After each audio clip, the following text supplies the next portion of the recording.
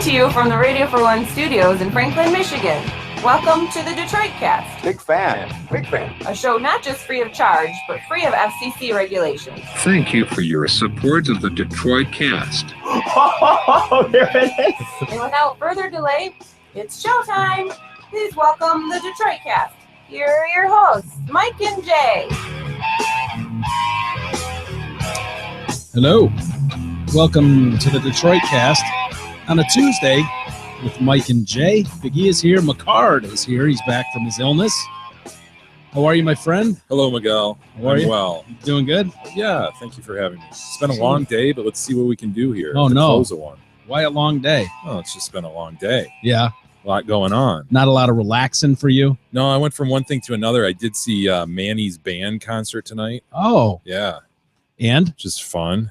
You know, we used to open with the band. Yeah. The kids' band kind of opening the show. Yeah.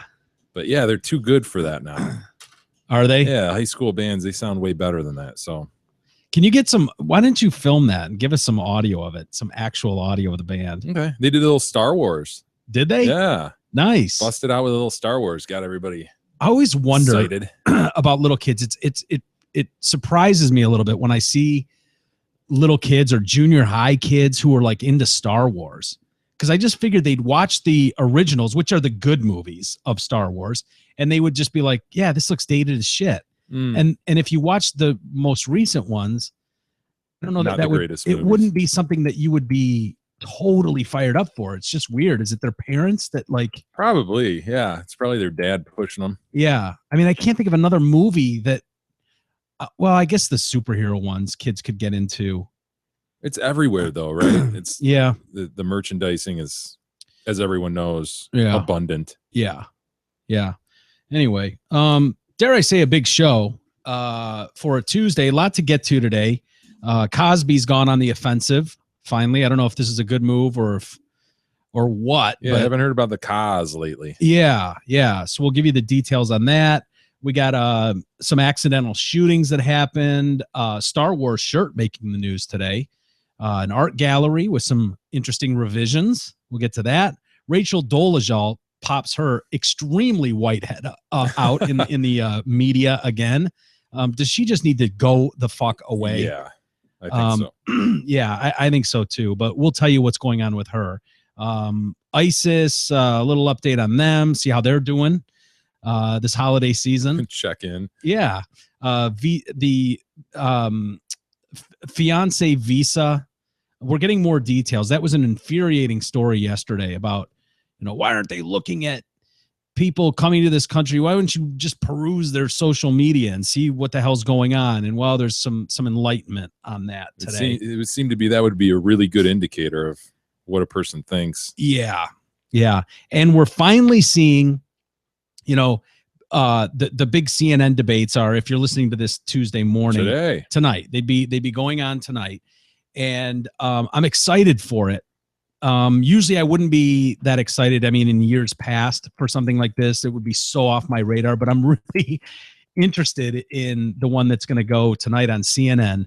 And we were wondering, what is the backlash going to be from Trump and his whole ban Muslims stuff? Because I've never seen outrage quite like that, right? From both sides of the fence, just blasting this dude. And it sounds like a new Monmouth poll came out today. Monmouth University, which releases polls all the time on these candidates, and just this afternoon shows him winning 41% of the vote to Ted Cruz's 14%. Wow! And this Trump, is a vote that's split like 9 ways, right? Yes, right. And it's a poll that was taken after the Muslim comments. Completely after the Muslim comments. Well. So what does that tell you? So all these people are like, well, we're going to see a real nosedive now. I mean, there's only so much the American public will stand for. Yeah. He shot up to 41%, Cruz down to 14%. This is his biggest lead by a mile. It's crazy. It's the largest lead he's ever held in the race. 41%. That's crazy to me. A new survey of voters produced for NBC News and the Wall Street Journal shows the GOP would be better off, though, picking Marco Rubio. Rubio, they claim, would beat Clinton by 3 points. Trump would lose to her by 10. I don't know how they can declare that now.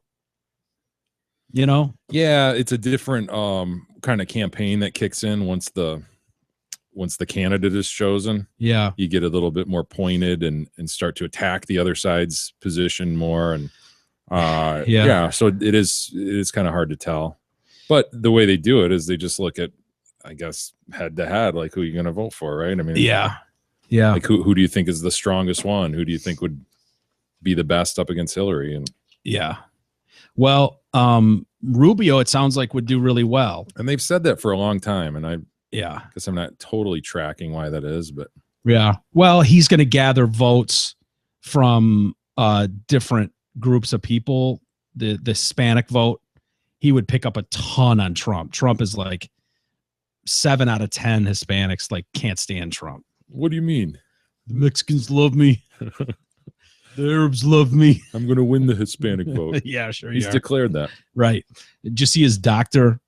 Yeah, that's weird, huh? Yeah, his doctor. Well, a lot of these guys release their medical records. Will publicly display them like, look, I'm not sick or anything. I'm healthy and shit. It's just weird to see like a doctor stating, what his blood pressure is and all this shit. Yeah, but his doctor today issued, or Trump today, his campaign released a letter from Trump's doctor briefly detailing his medical history and touting that he would be the healthiest individual ever elected to the presidency. Superlatives everywhere. How could you possibly say that? As if you'd know what everybody's underlying conditions were. The letter was signed by Dr. Harold Bornstein. He says he's been Trump's physician since 1980. And he looks like an absolute nut job. Oh, my God. Look at that, Holy dude. Shit. Doesn't it look like... It does not look like a guy Donald Trump would go to. No. He looks like a crazy person. Yeah. In that picture anyways. Trump just looking at him going, this is not a doctor. Yeah. You don't look like a doctor. I'm uncomfortable with that. He might be one of the few people out there that has dumber hair than Donald Trump. Right? Yeah. It's not good. It's a skullet. Mm-hmm. He's going with the skullet. He's changing the subject all over the place with glasses and facial hair. Yes, he sure is. I mean, that's just hanging on for dear life to that rock and roll. I'm young. I've got long hair. Yep. Like you could pull that off for a while, but when you go complete chrome dome for 3/4 of the top of your head, you got to lose the long locks, man. Well, it sucks. It's getting old sucks. There's no doubt about it. But when you go chrome on top, you cannot pull the skullet off. Do you think the locks are trying to change the subject from his cross eyes? Maybe. He's totally cross-eyed, isn't he? Yeah, he looks to be. So it's hard to tell what subject he's trying to change, but he is. I think he's trying to got a shell game here. There's a shell game for sure. I think like for half the time he's fooling people a little bit. Like if you caught this guy from behind, those locks look lush enough that from behind you could just think, wow, that guy's got it going on. I mean, yeah, you'd be frightened when you saw him up close and in face to face if he turned around crazy for some reason. Yeah. He's cross-eyed. Yeah. Yeah, he should go with shades. Mm-hmm. That would work. So this letter was signed by him. He says Trump has had no significant medical problems. His recent medical exam showed nothing but positive results. Everything was positive.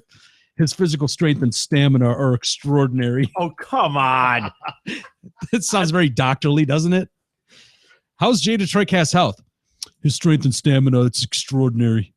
I'd like to see him working out. Yeah, what is extraordinary? I'd like to see him like in a t-shirt, right? Oh my God. He is 69. As we talked before about, remember how we've never seen him in 59. shorts or something? Right. Like, yeah, I would love to see him. You're right, in a t-shirt. I guess 70 though, I guess. The weird thing too is the letter starts off, to whom it may concern, but it just says to whom my concern. Like there's a giant typo. To whom my concern. It's like, again, not very doctorly. No. I would expect more from a billionaire's doctor. Yeah, so includes a lot of the same campaign buzzwords like stamina that Trump uses. Do we have a sperm count? Oh yeah, I didn't notice a sperm no notation count on that. No. Yeah. Trump, he's never had cancer. He's never had hip, knee, or shoulder replacement surgery or any other orthopedic surgery. His only surgery was an appendectomy when Trump was 10 years old. I am proud to share this report written by the highly respected Dr. Jacob Bornstein of Lenox Hill Hospital, stating that I am in excellent health. I am fortunate to have been blessed with great genes. Both of my parents had very long and productive lives. Always the showman. Everything he does over the top. I can't wait for tomorrow, dude. Yeah. Or tonight. It's going to be good. Hey, why spend time sitting in traffic going to the game when you could spend the afternoon watching the game in the ultimate sports lodge, Twin Peaks? At Twin Peaks, you won't find the standard menu of frozen foods that go out of a bag and into a fryer. You'll find the best kitchen in sports that's making everything from scratch right down to their ranch. Catch every big game at your local Twin Peaks. Good food, cold beer, big screens. Hey, I read that article that you had referenced last night, Jay, Bill Bennett's article, right, about Trump. And I got to be honest with you, I'm not terribly familiar with Bill Bennett, but that article was fascinating, to say the least. Yeah, he's a conservative dude, but he hits the right as well in this thing. But yeah, I mean, it's his point is basically that the establishment will band together to take this dude down. There's too much to lose. So yeah, this is basically it. Bill Bennett, they will kill him before they let him be president. It could be a Republican or a Democrat that instigates the shutting up of Trump. Don't be surprised if Trump has an accident. Some people are getting very nervous. Barack Obama, Valerie Jarrett, Eric Holder, Hillary Clinton, and John Corzine, to name just a few. It's about the unholy dynamics between big government, big business, and big media. They all benefit by the billions of dollars from this partnership, and it's in all their interest to protect one another. It's one for all and all for one. It's a heck of a filthy relationship that makes everyone filthy rich. Everyone except the American people. We get ripped off. We're the patsies. But for once, the powerful socialist cabal and the corrupt crony capitalists are scared. The over-the-top reaction to Trump by politicians of both parties, the media, and the biggest corporations of America has been so swift and insanely angry that it suggests they are all threatened and frightened.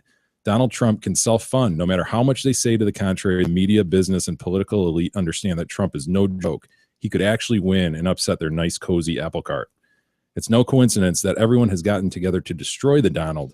It's because most of the other politicians are part of the good old boys club. They talk big, but they won't change a thing. Yep. They are all beholden to big money donors. The run-of-the-mill establishment politicians are all puppets owned by big money, but there's one man who isn't beholden to anyone. There's one man who doesn't need foreigners or foreign governments or George Soros or the United Auto Workers or the Teachers Union or the Service Employees International Union or the Bar Association to fund his campaign. Billionaire, tycoon, and maverick Donald Trump doesn't need anyone's help. That means he doesn't care what the media says. He doesn't care what the corporate elites think. That makes him very dangerous to the entrenched interests. That makes Trump a huge threat to those people. Trump can ruin everything for the bribe politicians and their spoiled slave masters. Don't you ever wonder why the GOP has never tried to impeach Obama? Don't you wonder why John Boehner and Mitch McConnell talk a big game but never actually try to stop Obama? Totally. Don't you wonder why Congress holds the purse strings yet has never tried to defund Obamacare or Obama's clearly illegal executive action on amnesty for illegal aliens? Bizarre, right? It defies logic, right? First, I guess many key Republicans are being bribed. Secondly, I believe many key Republicans are being blackmailed, whether they're having affairs or secretly gay or stealing taxpayer money. The National Security Agency knows everything. Ask former House Speaker Dennis Hastert about that. So remember, he was the one who had Speaker. He was former Speaker of the House, wasn't he? He just recently went down for that, right? A couple months ago. Yeah, well, he was banging like a high school kid, like in the 70s. Yes, when he was the wrestling coach. Right. Yep. The government even knew he was withdrawing large sums of his own money from his own bank account. The NSA and SEC and IRS and all of the other three-lettered government agencies are watching every Republican political leader. They surveil everything. Thirdly, many Republicans are petrified of being called racist, so they're scared to ever criticize Obama or call out his crimes, let alone demand his impeachment. Fourth, why wreck the boat? After defeat or retirement, if you're a good old boy, you've got a $5 million per year lobbying job waiting. The big money interests have the system gamed. Win or lose, they win. Yep. But Trump doesn't play by any of these rules. Trump breaks up this nice, cozy relationship between big government, big media, and big business. All the rules are out the window if Trump wins the presidency. Trump's questioning our relationship with Mexico. He's questioning why the border's wide open. He's questioning why no wall has been built across the border. He's questioning if allowing millions of illegals into America is in our best interest. He's questioning why so many illegal aliens commit violent crimes yet are not deported. He's questioning why our trade deals with Mexico, Russia, and China are so bad. He has the audacity to ask out loud why American workers always get the short end of the stick. Good question.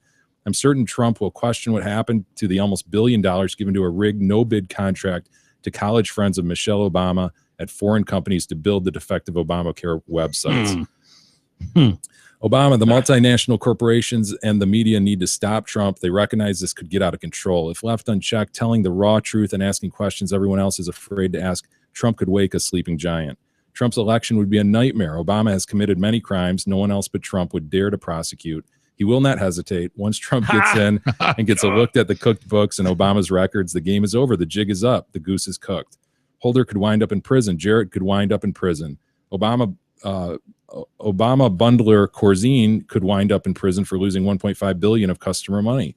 Clinton could wind up in jail for deleting 32,000 emails or accepting bribes from foreign governments while Secretary of State, or for misplacing $6 billion as the head of the State Department, or for lying about Benghazi. The entire upper level of management of the IRS could wind up in prison. Obamacare will be defunded and dismantled. Obama himself could wind up ruined, his legacy in tatters. Trump will investigate. Trump will prosecute. Trump will go after everyone. That's why the dogs of hell have been unleashed on Donald Trump. Jesus. It's open season on Donald Trump. The left and the right are determined to attack his policies, harm his businesses, and if possible, even keep him out of the coming debates.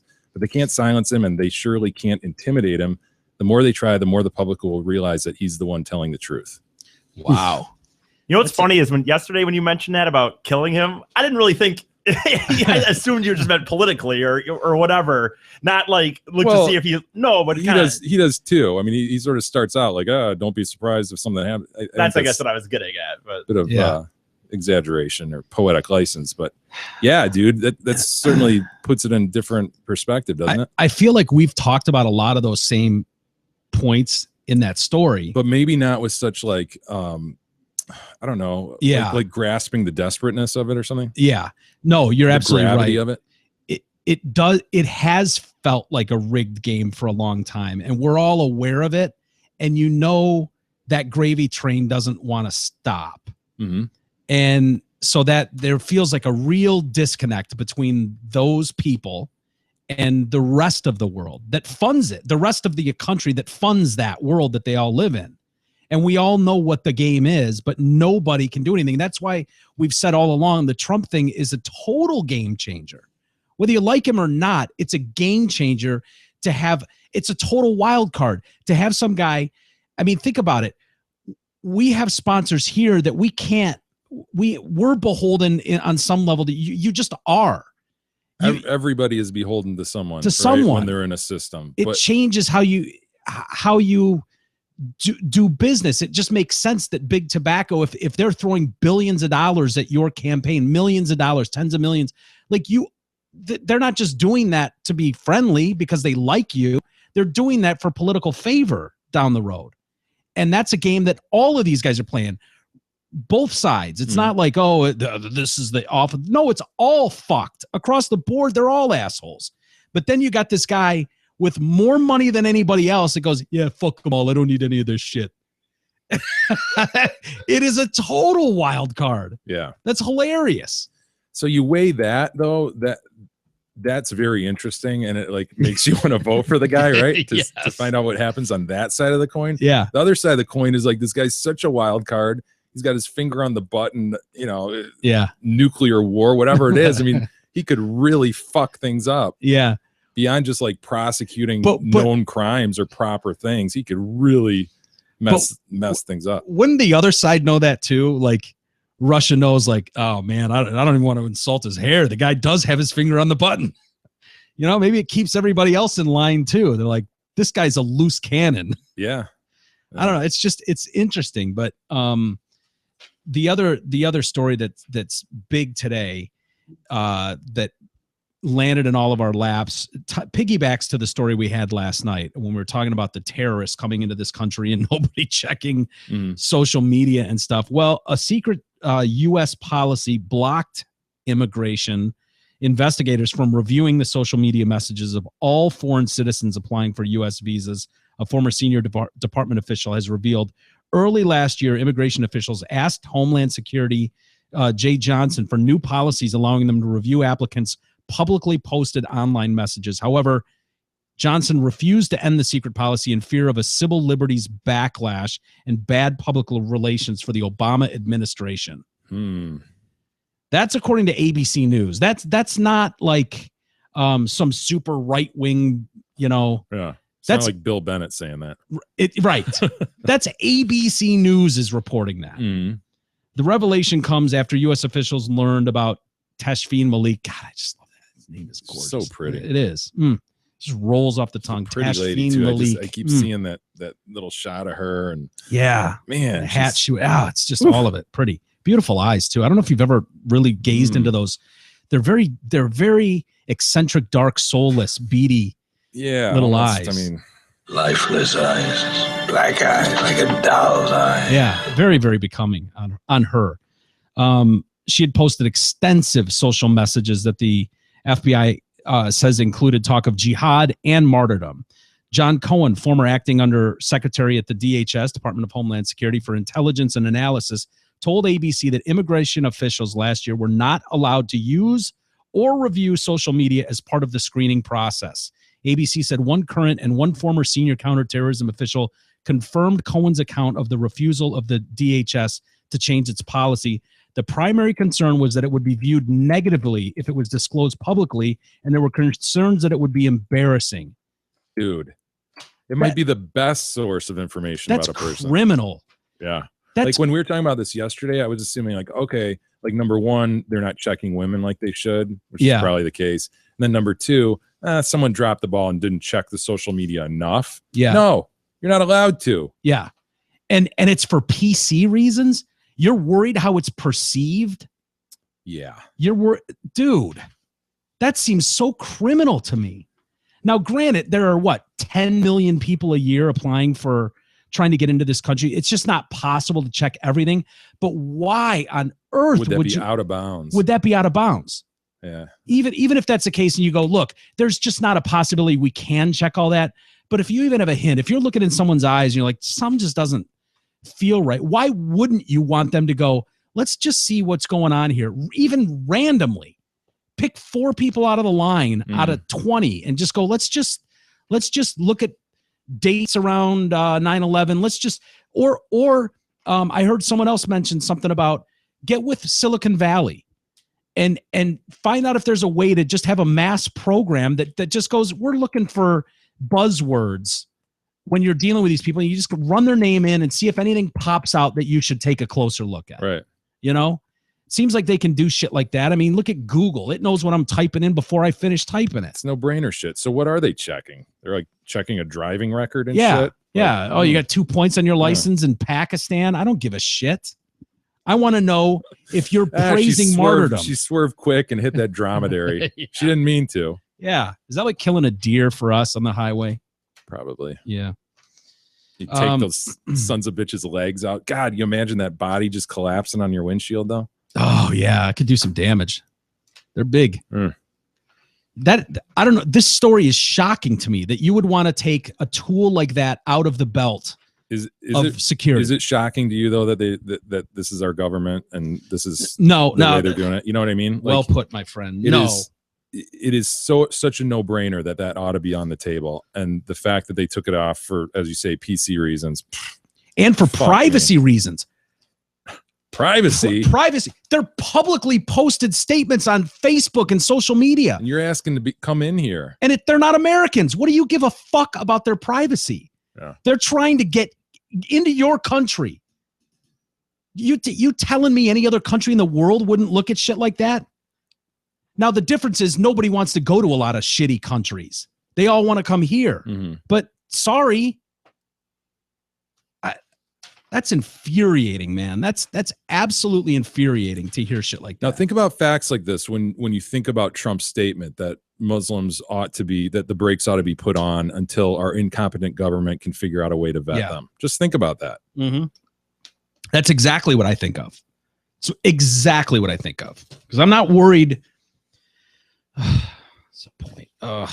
Hey, Christmas is here, and so is Zot Ford's holiday bonus cash. No one cares if you've been naughty or nice, because if you're a TDC listener, you can lease the all-new 2015 Ford F-150 Super Cab XLT 4x4 for just $269 per month, with only $269 due at signing.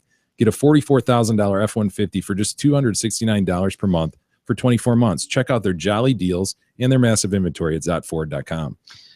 We've spent a lot of time over the last year at least talking about ISIS, and like, I'd love to be a fly on the wall to some of the closed door meetings that goes on with ISIS brass. Yeah, and obviously I would need my translator there because I wouldn't understand a word they're saying except for Allah Akbar and all that shit. But yeah, I feel like they're on this like mission to one up each other on how depraved you can get. Right. You know what I mean? Like, oh, what do we do next? We'll just start chucking people off roofs and stuff. You know, like.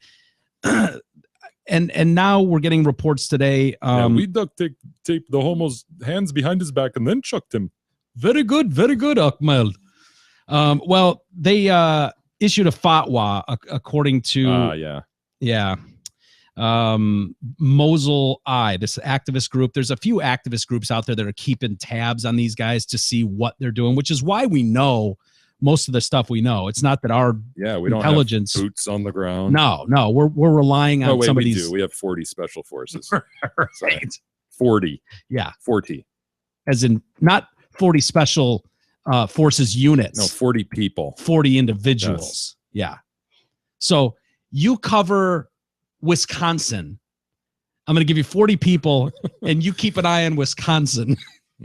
How's that sound? These are our most elite fighting forces. Oh, I'm sure they are. I'm sure they are. You guys got Wisconsin, the 40 of you. Good luck with that. The thing is, they're Green Berets. They're not even like I know. our fighters, right? You know, they're not Navy SEALs. They're some of our finest, but I'm thinking there's 40. A lot of ground to cover. 40. 40. 40. There's been a fatwa issued which orders children with Down syndromes and other disabilities to be eliminated. Just put them down with the Downs. Yeah. Sharia judges have apparently ruled that ISIS followers are authorized to kill newborn babies with the Downs or congenital deformities and disabled children. Dude. More than 38 children born with deformities and Down syndrome aged between 1 week and 3 months have already been killed by either lethal injection or suffocation. So what do they just put mini pillows over their faces? Is that what we're doing? Mosul Eye said it monitored the deaths of children with Downs and found they are mostly those of foreign fighters who married Iraqi, Syrian, and Asian women. The fatwa was issued by one of Islamic State Sharia judges, this judge named Abu Saeed Jazraoui. Okay. Yeah. You know him. You're familiar. I'm familiar with his work. You didn't work at his court, did you? No. At any point? Oh. I know you've worked in some judges' chambers. You're not familiar with... Yeah, he was down the hall. Remember him? Yeah, I remember Abu. Good old Abu Saeed. Sorry, Judge Abu. Right. Through monitoring following the death incidents of children with Downs and congenital deformities, we were able to learn that the Sharia's Board of ISIL issued an oral fatwa to its members authorizing them to murder newborn babies and disabled kids. Very Nazi-like. Yeah. Yeah. Oh, yeah. Very Nazi-like. Eliminate the weak. But Trump's Hitler. Right. Trump's the Hitler we need to worry about, right? Hey, do you have a shoe fetish by any chance? Shit. Call Chris Stajelski of Remax Suburban. She will find you the perfect home with plenty of storage for those shoes. She will even provide you with a pair of new shoes to meet your needs upon closing. Whatever those needs may be. Is that how that works? Check out Krista's website at KristaSellsHouses.com or call her anytime at 586-918-0900. I'll fill them shoes with my cum in like 2 minutes, Ms. Jeski. Listen, Ms. Jeski. I'm going to borrow this shit for a couple of days. I'll fill it with a good 40 ounces of you-know-what. And then I will return said shoes to your porch. Ms. Jeski. Ms. Jeski. Nice. Oh, Rachel Dolezal. Can someone delete her? I'm ready for Should we her not talk about her? Should we not give her this? I kind of want to give it to her, but she sucks. Here's the thing. She can't get a job. Half of her friends have bailed on her. and she can't get a job, and she's the one that is so white that they did background on her. They did one of those things where they dig into your genealogy and found out that as far back as they could go, the 1600s, as white as white as you could be, she could be the whitest person literally on the planet. Yeah. Not even kidding. But she was identifying as black. Right. Well, she's compared herself now to Caitlyn Jenner. Okay. So she's trying to be a hero in some way. And she claims that race is not coded in your DNA and should be viewed like gender or religion. So you can just choose. Well, gender is a horrible example because you can't choose your gender. Oh, wait a second. Whoa. That is very non-progressive of you, sir. He who sits in front of the gay flag, I would hope that you have a little bit. I mean, when I look down at my pants, I see a penis, and I think that's a male genitalia situation. Like, I didn't choose that. Dolezal told The Guardian that comparisons could be drawn, arguing that people should not be defined by who or what they were at birth. This chick's absolutely delusional. Dude, if this were, how many years ago would it have been before this would have just been 50, 20, before you would have just gone to the loony bin? If this had been 1950, can you imagine 1950 some person doing this? You'd be committed. You would absolutely be committed. Sure. Oh yeah, tell us all about it. Here's a padded room for you to sit in. Yeah, she says Caitlyn Jenner has not been seen as a woman and treated as a woman by other people for her entire life. So what does that mean? What if somebody transitions as a teenager and their entire adult life we know them as a woman? I hope we can reach some kind of term for the plurality of people who allow everybody to be exactly who they are on the spectrum of all these things: religion, gender, and race. My God. I don't know what to say about this shit. Like, it's so Onion-like. Yeah. The whole trans age. Oh, I'm a 6-year-old now. I was an 8-year-old, but I've decided to be a 6-year-old. No, you're just a delusional fucking 52-year-old man, probably a pedophile, is what you are. And Rachel Dolezal, I'm sorry, you like black culture and you have a lot of black friends. And she tried to gain from it. She was trying to work her way up in the NAACP, right? She's trying to get on the tournament committee. She was in Spokane, Washington, essentially trying to get on the committee. Yep. She was right on the edge of it. Yep. About to set the West region. Yeah. Come March. Right. But she got outed. Now she's got nothing. Everybody's looking at her like a liar, and she's trying Her bracket exploded. Bracket exploded. What are you going to do? This chick is unbelievable. What I believe about race is that race is not real. It's not a biological reality. It is. It's created to leverage power and privilege between different groups of people. Being outed as white by her own parents, she's revealed that she has lost a third of her friends and she's still unemployed. About a third of her friends have stopped speaking to her, and she's being turned down by publishers when she proposed writing a memoir. Who's gonna read your book, asshole? What would be in it? Exactly. She's proposing. She's going knocking on doors. Hi, does anyone want my story? No. Like, yeah. Sorry. Don't let the door hit you on your black ass, idiot. Beat it. I'm a huge liar and delusional. Want my story? Yeah. She claims the only job offer she has received since she was outed was a six-figure salary from Vivid Entertainment. I knew it. You knew Vivid would. Of course. Yeah. Why not? I wonder what it would be like. 6 figures. No. But I wonder if it would just flat out just be her having sex, or if they would try to storyline it in. It would be huge black dudes just putting it to her, just drilling her. Oh yeah. Would that be interracial porn then, or I guess not because she identifies as black. So. She's resorted to doing weaves and braiding part time to make ends meet. Awesome. She went from running the NAACP. The problem wasn't that you were a white girl running the NAACP in Spokane, Washington.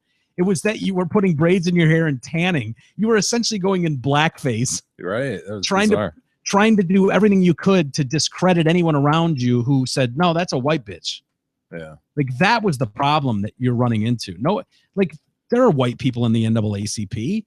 Right. And nobody looks twice at that. It's like, hey, you're here for the cause, whatever. No, you tried to fake like you were, and now you're trying to pull this shit. Like, and she made up all sorts of stories where she was discriminated harassed against. Yeah. And then what? She pissed off some family members. There's a family feud going on, and somebody outed her. Yeah. Yeah. Her parents did. Oh, Rachel. Yeah. What a dope. Yeah. You need to just go away. Don't try to write a book. You notice, and here's the part of the thing that falls apart for her. She's not wearing the braids anymore. Mm-hmm. So anything that would identify her as black in terms of like just outwardly looking at someone, she's not doing anymore because it looks foolish. You're a girl with long blonde white person hair. White person. I mean, you just You're are a white person. Yeah.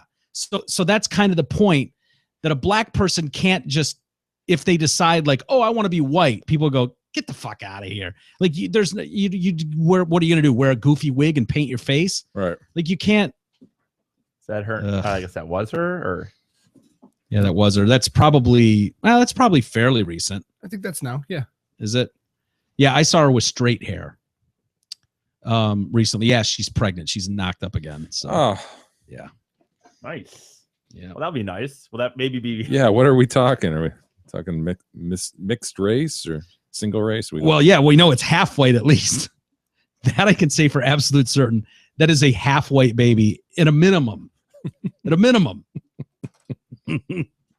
Never mind. What? I was gonna ask, are you talking about the father then, or? No, I'm talking about the mom, her. Oh, she's whitey. Oh, yeah. I don't identify her as white. Never mind. That was so fucking Jesus Christ. Yeah, it was bad. You want to explain where you were going with that? No, I don't fucking know. I thought I was going somewhere though, honestly. Yeah, felt good when it was percolating in my head. Promise. Yeah, I felt like it did. Where did you think it was going? I mean, that was were you thinking you were going to give her credit for being a black person? Is that where you were going with that? Yeah. What was your angle? I know. I'm trying to. Let's figure it out. Otherwise, you're destined to repeat it. Maybe he was going to try to tell a joke about trying to be more black by having more kids out of wedlock. That's stereotyping, and that's not what I was going after. I was going to tell that joke.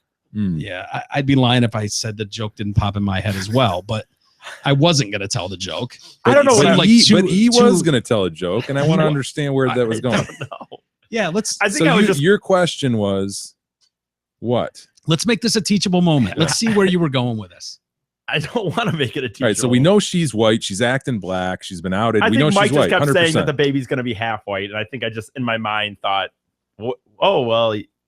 I was going to assume that she was. Obviously I was going. You figured you could do something with that. What was it you figured you could do? Well, I was going to go with her assumption that she's saying that she's black. So I was just trying to. I guess the joke was going to be that Mike knows the dad somehow because he said he's half white, so the guy must be white because she's black. I guess I don't know. Wow. See what we're dealing with, folks? I mean, that's a level of like trying to construct a joke that I've never just reaching and clawing and yeah. Like Hmm. the idea that you would start to verbalize that, thinking that that was going to have legs, is just that's wow. I don't know. That's a wow. Pretty bold. Yeah, I'd say. Yeah. I mean, it makes you want to just like turn the microphone off and make him raise a hand. That was very ambitious on his part. Yeah. Yeah. Credit for trying to go there, I guess. Trying to contribute. I don't know. I get it.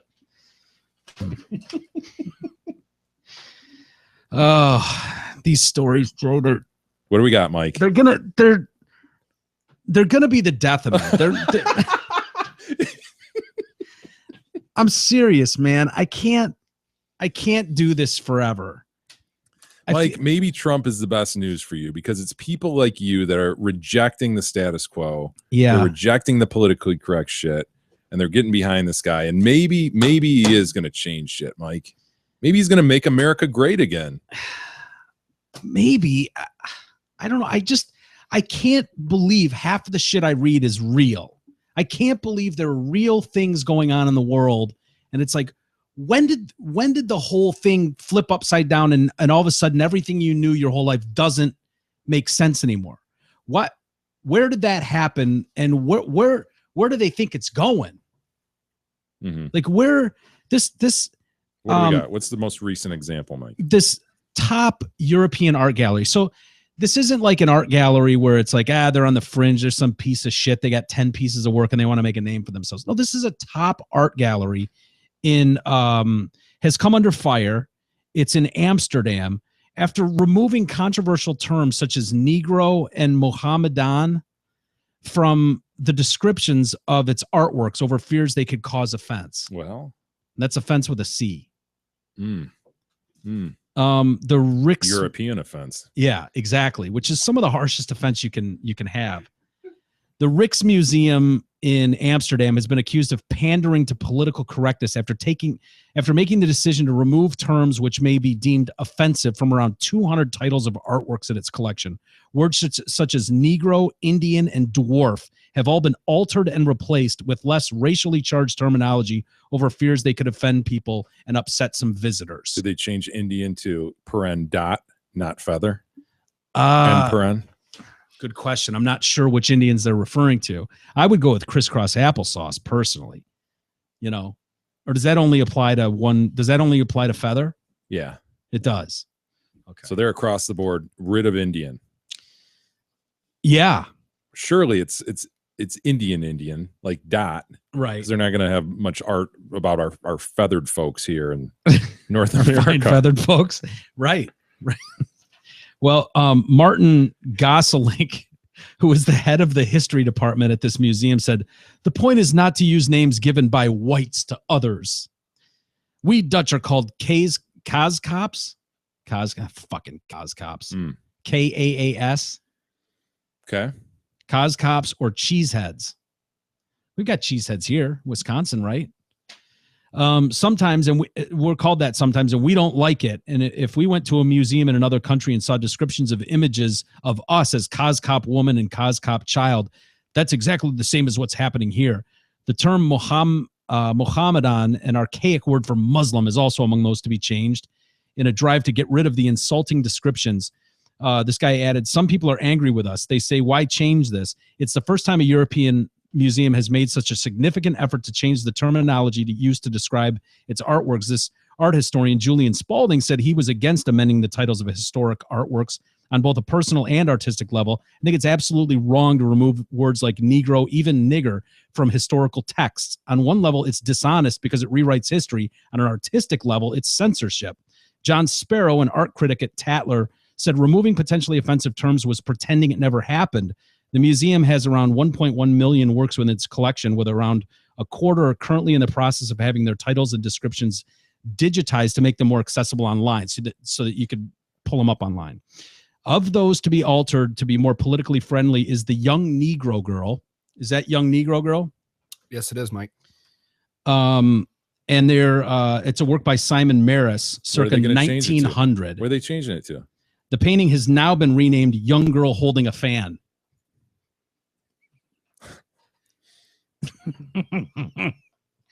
While the footnotes that describe the work have been changed from Negro servant to black servant.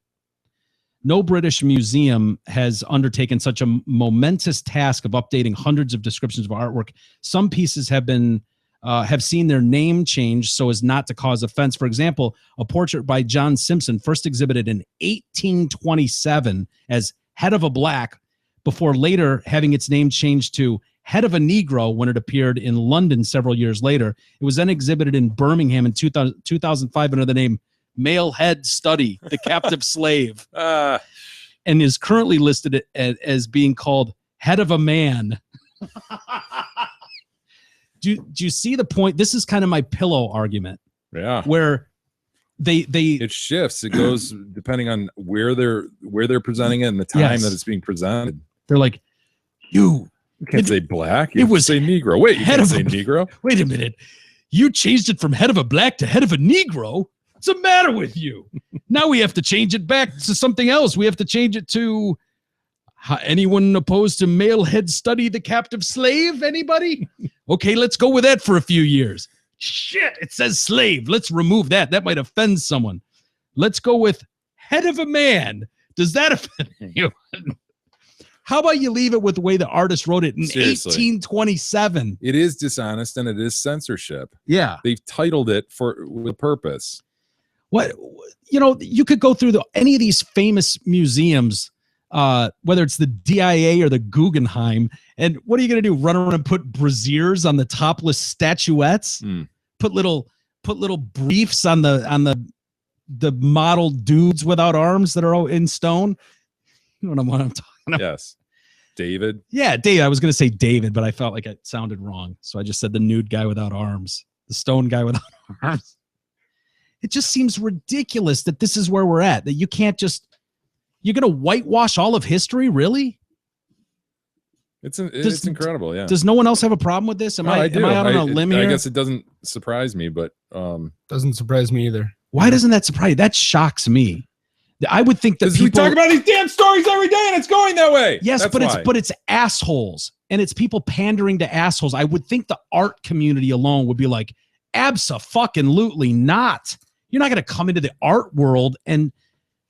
I mean, unless the most liberal minds out there, unless you get a permission slip from the guy in 1827 that made that, get the fuck out of there. I'd rather you burn the thing than change the title of it. Who's generally more liberal as a group than artists? True, but I would think Democrats. Yeah, but sure, teachers, artists. No, I know, but it's awful. It's stupid. It's dishonest and it's censorship. Yeah. Is it shocking? No, it's not shocking. It's just another step in this bullshit that you've been describing for years. I think it comes full circle. I mean, because in a few years, you'll have people going, wait a minute, you fucked with that's not the, I want to see the original. I'm coming to this place to see some stupid painting that almost anybody could make. I want to see the guy's actual piece and what it represented at the time. What are you going to change Huck Finn and take all the bad words out of Huck Finn? Well, there's been a lot of discussion about that. I know. High schoolers ought to be reading that. But that portrait right there, the slave. Head of Negro? Yeah. Yeah. Like, if you're observing that and you just want to look at it and you go, I wonder what this is portraying. It's not the head of man. Yeah. That's clearly, you're right. That's like, you want to know so that you can understand that portrait, that is a rendering of a slave. Yeah. Right? Yep. Yeah. And then that, like, okay, so now I'm looking, now you know what you're looking at and what the artist meant to portray. Yeah. And it's relevant what they've named it. And these aren't just things that were assigned earlier by the museum, these titles. These were entitled by the artists. Yes. Original artists. Yes. Years and years and years ago. Yes. Very good point. It seems shameful that, I think that's important to have that stuff left the way it is. Like, I wouldn't want anyone altering anything that we did on this show. And in 100 years, when we're long gone, if the digital files of the Detroit Cast live on, I want to go on record right now as saying, no, I don't give a shit what offensive thing was said on the show. I don't want it bleeped at some later place to not offend someone in the future. Fuck them. Like, this is where we are right now. This is what this show represents. Leave it in the time capsule that it's meant to be in. It represents this period of time. Let the record reflect. Right? If anyone's listening to this 150 years from now and you hear a bleep, it's bullshit. We didn't bleep. We did not bleep. We didn't mean for anything to be bleeped. Ever. It's bullshit. I'm outraged by it. Hands off. I'd rather you burned the Detroit Cast files and scrap it. Either you keep it in its entirety and leave it alone, or you burn it to the ground. Burn the digital file. Those are your only choices. Let the record reflect. Let it reflect. Does anyone have a problem with that? Would you want to be altered 50 years from now? Could you imagine what they would have to do to this show? Fidget is gone. Oh, Fidget is gone. You can't take Fidget from me. It's gone. They can't take Fidget. They're bleeping it. All full discussions about fidget traps outside, the banned Fidget in Australia, gone. Retard. Feeding them gone. Ritz bits? No, gone. Ritz bits might be offensive because you associated it with fidgets. Gone. Off the table. Crackers. That whole best cracker. of, you're just going to have one long bleep through the whole thing. You can't air it. It's unlistenable. Too offensive. I wouldn't doubt if E's next best of is just a long bleep.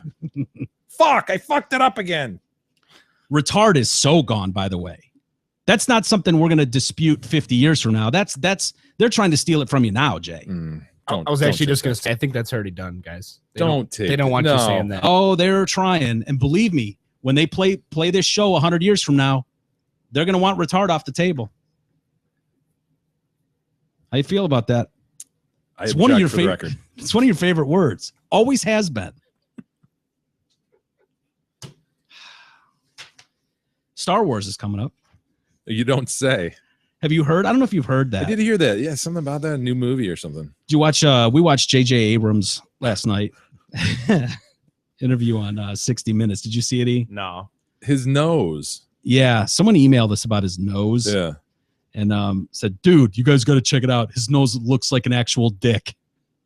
There was one or two shots where, there's a crease in there that isn't in usual noses. And it helped it look like a dick. It looked like a helmet, a circed one. Yeah. At that. But it definitely had some dick features to it. Characteristics. Yeah. I thought the interview was all right. I thought it was, I love, excuse me, behind the scenes looks at anything and seeing the orchestra, is it the John Williams orchestra playing? I mean, that sends goosebumps, dude. Chills. Epic. That is those guys. Yeah. Hammering that out. You've often said that music, like that's half the appeal. You take John Williams and his music away from that movie, Raiders of the Lost Ark.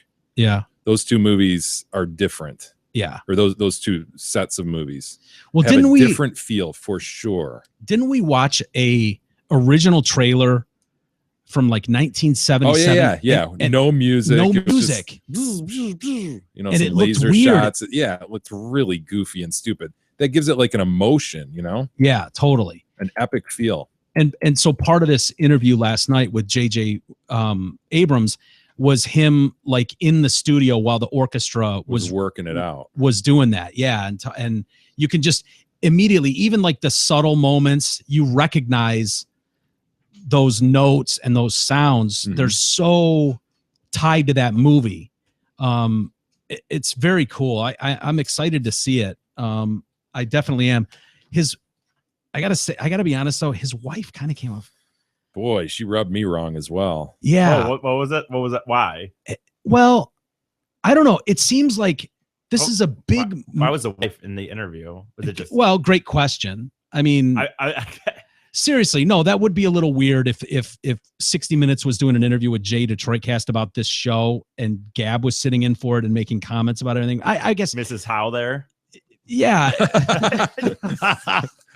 Yeah, it seems a little inappropriate, but if they're going to be there, if she's going to be there, you would think that she would be over the top supportive, like understanding how humongous this is for someone like J.J. Abrams for his career. This is make or break. If you fuck up the Star Wars franchise, that's critical that this goes well. And she just seemed like kind of cold and yeah, just bitchy. She seemed bitchy. It's like, this is taking a lot of his time. What? I mean, she didn't overtly say that, but that's the attitude. We both. I really wish I would have seen it now. God.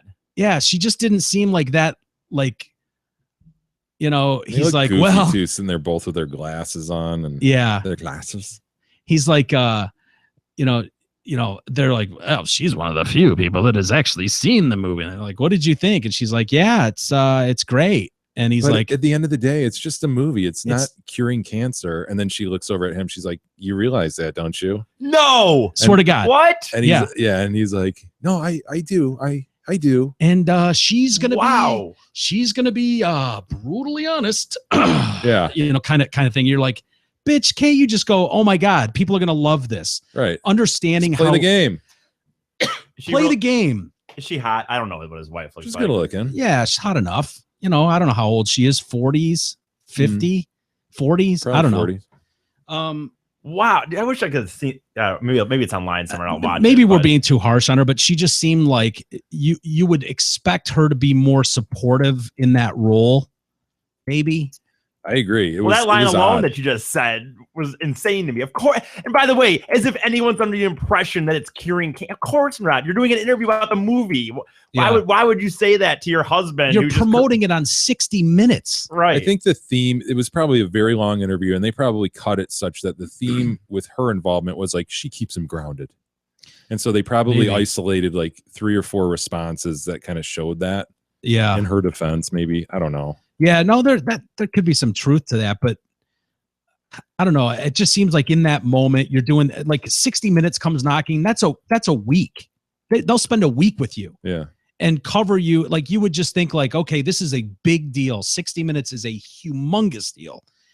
If they come to do an interview on you and it's a week before the launch of the biggest movie in the history of movies, you would think that she would just be like playing that cheerleader role up more. Yeah, maybe. But what she just went through is 3 years of a really, really big deal. Him making the next Star Wars. Yeah. So this is just on the tail end of that. And maybe, I don't know, relatively speaking, 60 Minutes sitting there isn't that big a deal to her. Well, then sit the interview out. Thing. You know? I don't know. No, this is who you're married to, and this is what he does, and this is a big deal. Yeah, we both had the same reaction though watching it. Like, oh, yeah. I just honestly I couldn't see Gab reacting to like that as a supportive, right? As you would be supportive of whatever she's doing. You know what I mean? Like just as a support system, you would think that you would be like on your best behavior in that moment to like really. She just seemed like I don't know. Watch it and tell me what you think. I think they have that. 60 Minutes is on demand, so I'll go back. It is. I'm going to put it in the post tonight, so okay, it'll be there. Good man, McCard. Like that. It's all over it. Anyway, Star Wars making the news too as a Texas 7th grader got sent home from school because he was wearing a Star Wars t-shirt with a stormtrooper with a gun in his hand. Rules are rules, Mike. Yeah. He sent his ass home. He's been banned. Texas? Yeah. Colton Southern from Rosenberg, Texas, had worn the shirt to school on Thursday, which, you know, as I said, has the stormtrooper with a gun on it. Administrators at George Junior High School told him to cover up that shirt, which he was told was banned because of the picture of what is in the movie is a weapon. It's political correctness run amok, Colton's dad, Joe, said. You're talking about a Star Wars t-shirt a week before the biggest movie of the year comes out. It has nothing to do with guns or making a stand. It's a Star Wars shirt. It doesn't even exist, this weapon. You're right. It's a good point. I don't know what see him a card. I don't know what that gun is. I can't remember the name of them. Blaster? Is it a blaster? That's the like Han Solo has a blaster, but I don't remember. Yeah. I'm not that big of a Star Wars geek. No, I'm not. Really, dude, relatively They're one of the biggest speaking, ones I know, personally. Yeah. Look, I know the basic stories and shit. I don't know any of that. But like, I don't even know people that know the moons, though. You know planets that I've never heard anyone reference. Now, I know there's bigger nerds. I know there are, but not that I know personally. There are nerds on such a level. There are nerds out there right now yelling at their phone saying it's whatever blaster. No, an X-32 P-76 blaster, dumbass. He doesn't know shit about Star Wars. Fucking guy's an idiot. I don't know how anyone listens to him. Doesn't know shit about it. It's only the same blaster they've carried since the original movie. Through all 6, now 7 movies. Look up Stormtrooper gun, E. See what kind of gun it is. Yeah, so this guy thinks it's totally absurd. He added, he's a Boy Scout, active in church, volunteers at the state park. He's just an excited kid for the movie. I understand. I'm not going to pretend I don't understand what the school's going for, but I do think there's a difference in like real weapons and fake weapons. Yeah. or something that could be seen as threatening. Yeah. And understanding like it just, I guess what bothers me so much about a lot of this stuff is that common sense never seems to prevail, that you have to have a bright line about everything. And it's like, there's a gun on it, get rid of it. And it's just like, well, you can't tell that that's a Star Wars t-shirt on a child who's excited for the movie that comes out next week. Like, really? Right. The other side of it is like bright line. It's easy. We don't have to deal with it. We don't have to weigh. We don't have to form a committee and talk about it. It's just a rule. Yeah. But they should realize like stormtroopers are the worst shots in the universe. That's a great point. So it's not really even a dangerous weapon. And they don't shoot bullets. It's not only a fake weapon. It's not dangerous. I've never even seen blood on a Star Wars set from a blaster. Have you? No. It fries you sort of. It's a laser. Yeah, it's a laser. Yeah. Wow, E, you're taking a while to find stormtrooper weapon. Dude, I don't know the name of these. Okay. What is the gun that a stormtrooper carries called? That's what I would search. Stormtrooper gun. It seems like a starting point. What called? No? Nothing? I don't know, dude. Even Stormtrooper gun ? Yeah. Would probably Stormtrooper. What is its gun called? E11 blaster rifle, I guess. I don't know. Wow. Blaster rifle. The E11. An E11. Do you think they've upgraded the E12 for the new movie? Why are you rolling your eyes and acting like we're assholes? I'm not. I know. Look the at how E11 easy blaster. that was. And what was your Google search, just for the record? I searched that. I saw that. I saw that showed up, but what rendered that answer? You know what? May I ask? I got it before that with some other one. Who cares? What was your I don't your even search? remember. It doesn't matter. Well, you could go back and discover what you entered into Google. Stormtrooper guns. It showed up. Yeah, it showed up. I don't know. I don't know that. Dude, I don't know that this first thing, this E11 blaster, is going to be what it really is, dude. I mean, it's a fucking... I looked at these pictures. This doesn't look like a movie thing from the movie to me, so... Now I need to see it. It's a very distinct blaster rifle. I don't know. Whatever. Yeah, it looks like the E11. It's the E11. Very strong. I came up with this. I was just trying to decide. That's an AR-15. AR-15. How did you get to an AR-15? That's images for Stormtrooper guns right there. So is the A11? Was it the A11? E11. E11. Duh. The E11 blaster, is that real or? No, it's not real. No, are you kidding me? No, I mean, is that the real term for it? Not is it real? Obviously, it's real. I've seen the Stormtroopers use it. You asked a very literal dude a literal question, so let's reframe that. All right, is that actually the gun that a Stormtrooper carries? I don't fucking know. Yeah. If only we had a tool that could answer that. Yeah, that's what shows up. That's what first shows up under your thing. What is a gun a Stormtrooper carried called? E11 blaster rifle. I'm comfortable with that. I was comfortable with that too. I don't know why that was deemed in E's world that not acceptable of an answer. I found that originally. It wasn't that I was just looking. I don't know. I just didn't. I don't know. Well put. I didn't. I don't care. Whatever. Can you take us to break? No. He's mad now. He's mad. I'm not mad. No, that's not what it is. Oh, you are. You know what, dude? I can't. What are you feeling? If you're not feeling anger, what are you feeling? Frustration? What is it? E, you've declared it not anger. What is it? We need to get to the bottom of this. E? He's furious right now. I'm not furious. You guys. What are you? Making stuff up as usual. I am not furious. Well, one could argue that you appear furious. Yeah, you could, and both you could. One could argue. I'm not furious. Two could argue. Well, I would argue against it, and it's 2 against 1, so whatever, I guess.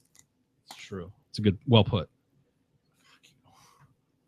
Did you hear that? I heard that, Mike. Okay, ready? No, I don't think we should go to break. I think we need to settle this. I'm not settling anything. I saw that gun show up, and I wanted to look at another site because honestly, it didn't seem right to me. Didn't seem like we needed the answer. Like now, in a lickety split manner. No, it didn't. Okay. Let's go to break. Okay.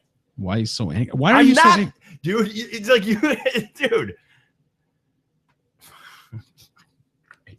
What is going on? Nothing's going on. Why? My God, man. It's uncomfortable all of a sudden. It is. I don't. For you, maybe.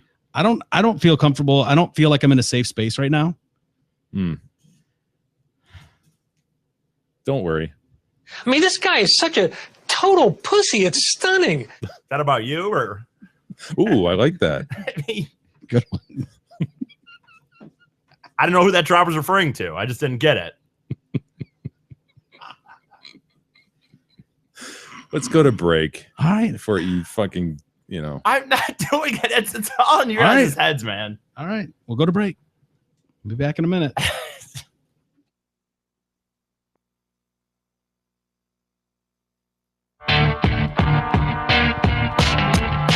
The Detroit Cast continues after this short break.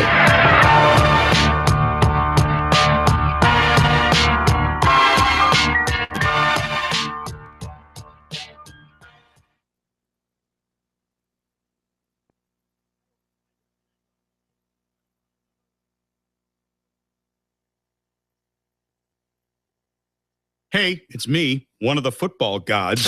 I decide if the ball bounces your team's way or not. And there's no better place to watch me work than Twin Peaks. That place is football heaven, and I should know. I'm a god. The beer selection at Twin Peaks is divine, pun intended. Tons of choices, including local craft selections served at an icy 29 degrees. Throw in HD action in every direction, and you've got pigskin paradise. So spend this season at Twin Peaks. I command it. Hey there, it's Steve Gabarra, the general manager at Zot Ford and Holly. The holidays have arrived, and in addition to our favorite jolly fat man paying us all a visit, Zot Ford is offering our once-a-year holiday bonus cash. Believe it or not, December is the #1 month for buying or leasing a new car. Truly the best deals of the entire year.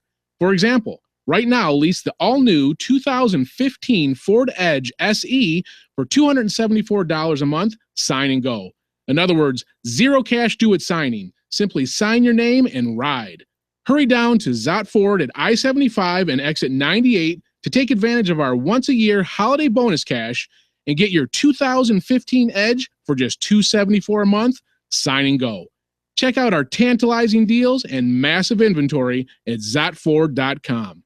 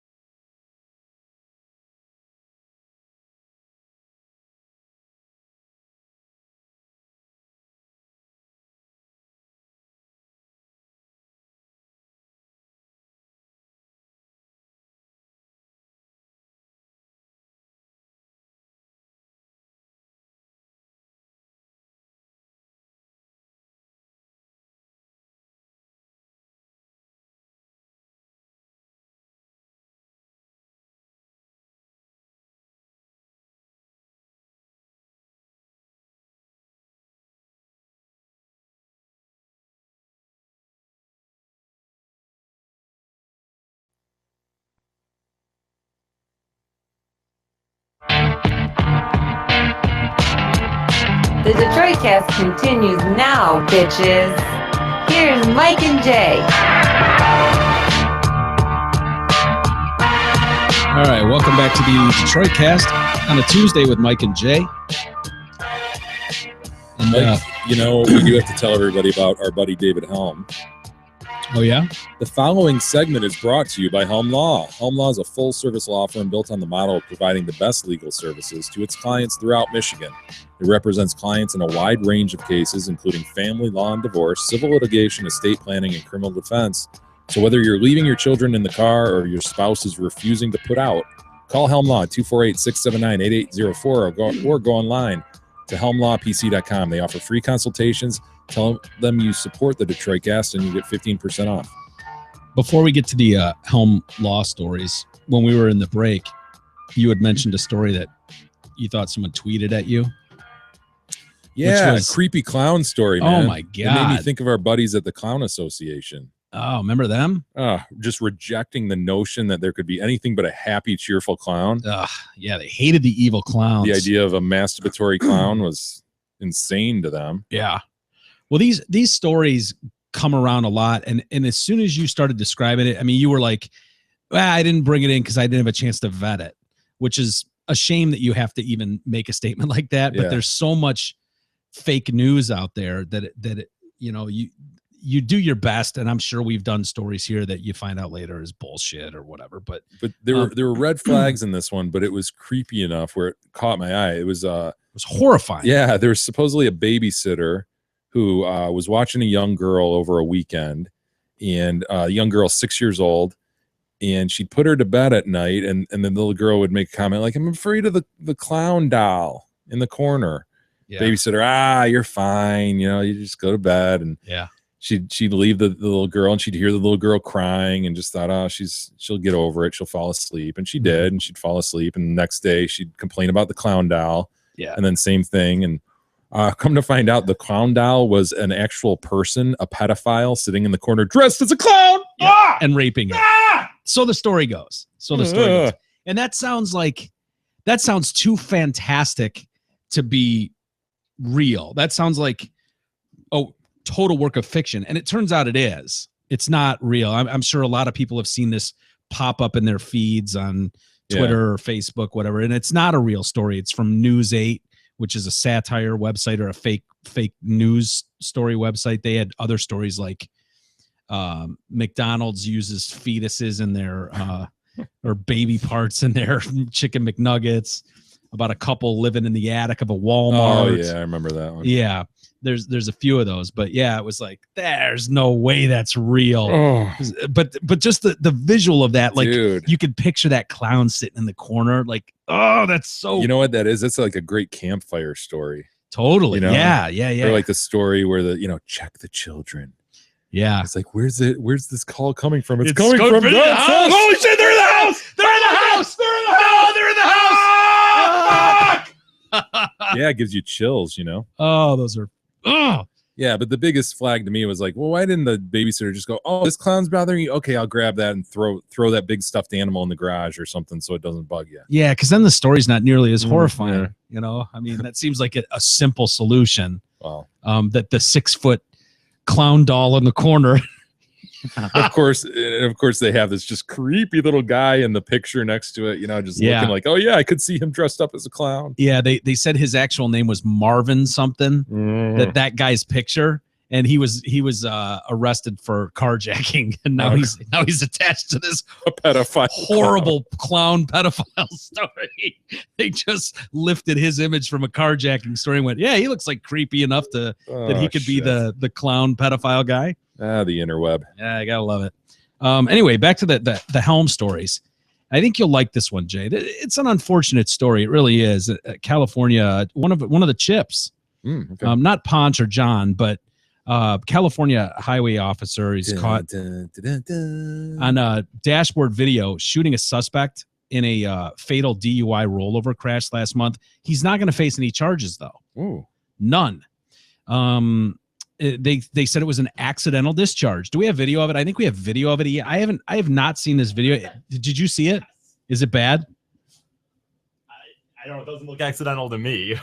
But oh, no, you can be the judge of it, I guess. All right, so it's a rollover, a DUI rollover. So the chip pulls up. Yeah. And he gets out to what, assist? Well, this happened back on November 25th. So what is that, day after Thanksgiving? Right around there. I don't remember where it fell. Is it 24th? Yeah, okay, yeah. Well, Andrew Thomas was his name. He was, the shooting was unintentional, possible neglect, but not criminally so. Thomas suffered a gunshot wound to the neck, but survived. Damn, man, you shot me in the neck. Right in the lymph node? Yes. The trachea? He was hitting a node. He's still facing a charge of drunken vehicular manslaughter. So he's running from the police. Rubbing salt in the wound a little bit, I'd say. Well, he's drunk as shit. Oh, this paralyzed him too. He's drunk as shit. He's running from the cops. When I say drunk as shit, 0.15, which I've been worse. But yeah, that's not good. But he takes off and rolls his truck and throws his wife, who's like 23 years old, out of the car. She's killed. And so the cop pulls up, who's been chasing this guy, and the guy like pops out of the driver's side of the truck that's flipped over. And as soon as he does, the cop's like, boom, and accidentally shoots him in the damn neck. Damn, man, you shot me in the neck. So this guy slumps back into the car, and the cop's like, "Oh shit, I didn't mean to do that. My bad. I didn't mean to shoot him, let alone in the neck." Yeah, he said it was an accidental discharge. So the officer's name is Feaster. I can't remember what is his first name. Not that it matters. But anyway, officer. You're not gonna make another fisting joke, are you? No. I wasn't. They want people want Feaster fired though. Fire Feaster. You know, it's got a ring to it. It does. Now it's interesting because when they were looking at the details of this to determine whether or not did he do this on purpose? Did he just shoot him in the neck? Oh, willy-nilly. This is what he does. Everybody who flees him, he ends up shooting them in the neck. Well, they said that this guy was drunk. He was running from the police, gets in this accident, and when he popped out of the car, the officer would have his gun trained on that. He doesn't know what the threat is. He knows he's been in a high-speed pursuit, so it seems normal that he's got the gun trained on him. But they said when they teach these cops to fire, that you always fire twice for some reason at a target. And he fired once, and his immediate reaction was like, "Oh shit!" Like he really didn't mean it. And they were able to micro frame by frame this thing in analysis and go, this guy did not mean to discharge this. This would have gone against all his training. You can tell by his immediate reaction that he didn't mean it. Like I said, I haven't seen this video, but that's what they're claiming as to why they cleared him. Let's see this of shit. It. Let's roll. Is there any audio with it? I don't know. Okay, we've got dash cam. We're in hot pursuit at this point. Yeah. We don't have the perp's vehicle in view yet. Yeah, where is that son of a bitch? We're kind of on side streets at this point. You can tell he's got his lights on. Yeah. I guess I can fast forward. So we're in somewhat of a commercial / residential area, it seems. We've come upon the perp. The perp is already flipped. Yeah, the perp's truck is flipped and it's facing the dash cam, correct? It's like an Explorer or something. Oh shit, dude! Wait, where is the reaction? Right, I don't know. I'm saying what they said. I'm not saying what happened. He did not have his gun trained on him right when he walked up. I'm telling you what they said. I'm not saying what happened. Am I Hold wrong, on, man? guys? That cop did not like move like expeditiously forward or anything. He just, I mean, he's. Oh, there you are. Oh, dude, that's quite a draw on a shot. Like that's like cowboy shit, by the way. Yeah, that's like out of the holster, boom, into the target, into the neck. Damn, man, you shot me in the neck. But he doesn't then like speed up his. Shit. Oh God. Wait a minute. Please point out to me where the part is that he shoots the once and then realizes. Yeah, you're waiting for him to look around like, oh, that looked like a walk in the park. That was crazy looking. And then he holstered like, ooh, didn't mean that. My bad. Kept walking slowly toward the vehicle. The other thing, like I said to me, would be is that he did not have his gun trained on him from the beginning. He saw him, pulled it out. The guy pops out like whack-a-mole. Yeah, he pops up. The guy draws and just instantaneously. It's like just fluid. Dude, he is well out of the car at that. Dude, he is well out of the car at that point. He did not have it trained. Okay, here, like, okay, absolutely assume this is an accidental discharge. Okay. Like, the thing I'm troubled by is like how he didn't like react and run forward. Like, oh shit, I can't believe I did wouldn't that. you think there'd be some body language like, oh fuck? The guy's like, I'm okay, man. I'm okay. Oh, really? No, you're not. You just look at him. Holsters it. All right. Just continue. All right. I'm just going to saunter over there. Yeah, looks like I hit my mark. All right. Got him in the neck. Yep. Got him right in the neck. Right where I aimed. Right in the lymph neck. node. Yep. That, sir, will not be walking again. No, sir. There we go. Keep my left hand on the billy club just in case. See what's going on in there. Yeah, he does not look like really that concerned. No. Can't read a man's mind, Mike, but the blurred out spot, see how it's blurred out right there? That's where her body is. Oh shit. Yeah. Yep. I mean, I don't know. You know what he kind of looks like? He just kind of looks like a mall cop or something like that happened upon this. Like, oh, look at him kind of looking at the body. Yeah. Like, I'll be darned. Well, that's not supposed to be there. Come the other cops. Damn. Bill, did you get him in the neck? Sure did. Yeah. Good work. Good, nice police work. He'll never walk again. Yeah. The more than 2 weeks after the crash, Thomas remains at the medical center paralyzed from the chest down.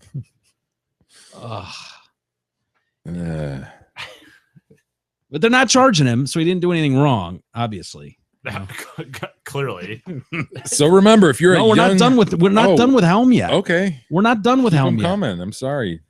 A Chicago police officer, he's accused of shoving his gun down a fucking suspect's throat and pressing a stun gun to his balls. Jeez. Well, you know, he was acquitted on battery and misconduct charges today. So it didn't happen. It must not have happened. Nah. Judge Diane Cannon found that Commander Glenn Evans found him not guilty of aggravated battery with a deadly weapon and official misconduct stemming from this incident involving this happened back in 2013. It's just gone to trial now, or involving Ricky Williams, whom Evans believed he had seen holding a gun. Evans' case has received widespread attention because of the commander's aggressive tactics, condemned by some and praised by others, as the city has struggled to get its crime rate down, violent crime rate. So a lot of people see this guy as a hero. He comes in the neighborhood. He doesn't take shit from anybody. He's a real Officer Walters on the beat. He really is. Yeah. Evans helped clean up a number of areas under his command, while others say he symbolized the department's failure to keep its officers under control. But here's the kicker. Both Evans and Williams are black, so it's hard to paint it like a racist thing. Yeah. This guy's a black Officer Walters. So it's not that great a story. Yeah. I mean, it's a decent story, but it's not the perfect scenario. Cannon said he didn't find Williams' testimony believable. That this is the judge saying he changed his story repeatedly, and that the presence of his DNA on Evans' service revolver did not mean that he was guilty. DNA on the service revolver. Well, you know. She said it was reasonable. Put it up his ass or in his mouth. We're not sure. She said it was reasonable to think that there was a tussle around the gun, and that's why his DNA was on there. Tussle? Yeah. He says that the guy fucking stuck that goddamn barrel right down his throat, so far down his throat that it cut him and he was bleeding. Does he have any dental injuries? Apparently not. God, you'd think a gun going shoving through your grill would. Yeah. Oh, you want to be a dick? How's this taste? How's this fucking taste? Son of a bitch. Really? You want to keep squirming? How about I put this in your fucking balls? Yeah, and your natural reaction would not be to open wide to allow it to pass through your dental. Yeah. You know. That cop means business. I have mad respect for that. I mean, he's not screwing around at that point. Don't you think you'd take out a few teeth there? I would think you're right. You would try to do everything you could to not let the gun go down your throat, I would imagine. Am I wrong to worry about the bicuspid in this situation? No, I don't think you're wrong to worry about that. I think it would be a dental visit in this guy's. Well, I think that interaction would be the total opposite of a dentist who's going to go open a little wider. I think this guy's just going to fucking shove. Yeah. Get it in there. So you'd think you'd have more evidence like, okay, the wound in the back of my throat is healed up. Yeah. My teeth have not, Your Honor. But if I was on the beat, and it's been well established that Officer Walters would be a terrible police officer. Just would. Well, it depends on who's. Yeah, but if I was going to jam a gun down some perp's throat, fucking grab him by the face. You might even shoot through the teeth so that they're not in your way. Oh, that's a good point. I never thought Blow about them that. out of your way. But I think if I grabbed him by the fucking face, over wider! Oh, start sticking that fucking gun out, quote. Oh, how's that feel? You're gonna keep running, you son of a bitch? So you're using the pressure points in the jaw. Yeah. Okay. Oh yeah, get that thing nice and open, and then fucking jam that service revolver right in there. Can you show me with that's solid police work right there. Yeah, I'm good. Pretend this. No, go grab your actual. No, revolver. we don't need to grab my We Glock. don't need to be doing that, dude. I'll make sure it's not loaded. I'll make sure the safety's on. I mean, obviously, can try if you want to. And we'll test this thing I've got going with the dental thing. I'm worried about it, but yeah, he's got a big grill. I'll just grab you by the pay face for the dental repercussions that would come. Oh, So he was sticking the gun in his mouth, going, "Where's the gun? Where's the fucking gun?" Because he thought he had a gun, and he's like, "I don't have a gun. It was probably my cell phone." The guy's like, "It's in my mouth." Yeah. Only gun on the scene is the one in my mouth, and that's yours. Please stop. So yeah, he gagged and later spat up blood. That's how far down the gun was. A study from Chicago found that Evans was the subject of at least 45. Oh, Jesus. God, this is another one. Wait. You don't know what I was going to say. Okay, what are they? 45 awards for nice policemanship. Policemanship. It could have been. You didn't Excellent know. For helping old ladies across the street or something. It could have been saving kittens. It could have been 45 awards for saving stranded kittens. Prove me wrong. I'm just saying it could have been. You didn't know, and you didn't let me finish. Okay, well, finish. It just so happens that this particular time it's subject of at least 45 excessive force complaints, but it could have easily been he was awarded 45 medals for saving you don't kittens. Interrupt stories. You never know. Yeah. Well, but I was right in my interruption. And that's over a 20-year period. So that's only barely more than 2 a year. Yeah. So, I mean, it's just like the other dude from last week or whatever. What was the guy that had like several racist complaints? Right? I think they're usually excessive force. I don't remember who it was we were talking about anymore, but yeah, we talked about another cop the other day that remember he had an issue and it turned out he I don't remember what the story was. Well, this one's black on black crime, so it's barely going to blip. It's just like, whatever. Well, yeah, black lives don't matter in this situation. Yeah, the deal. Exactly. Where are the protests? There aren't any. And this guy's good to go.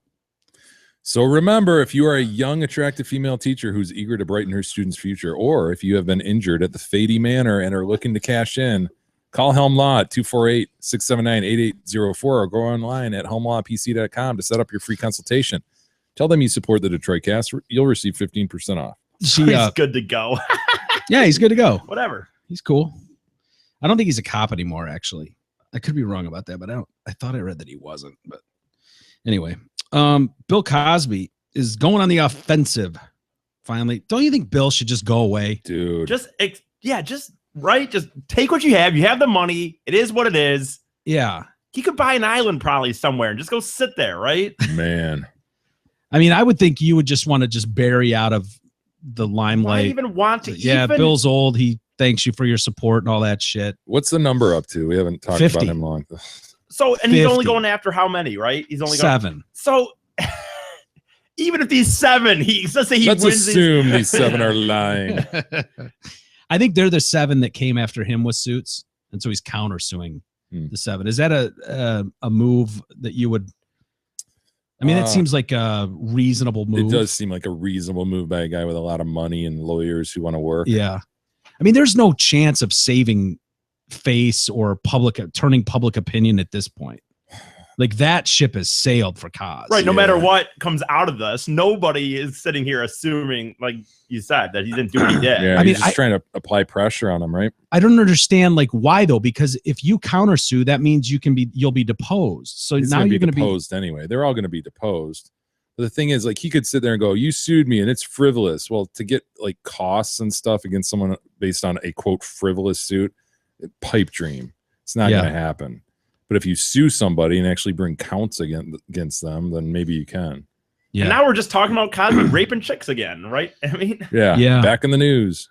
So he's suing the 7 women who have accused him of rape. The actor's lawyer Monique Presley filed papers in district court in Massachusetts, accusing the most vocal of his accusers for their malicious, opportunistic, and false and defamatory accusations of sexual misconduct against him. The 7 women, Tamara Green, remember her? Remember the name, yeah. Therese Serignes. I remember that name too. Maybe it's Teresa, but let's see. Barbara Bowman, I remember her name. Joan Tarshis, Angela Leslie.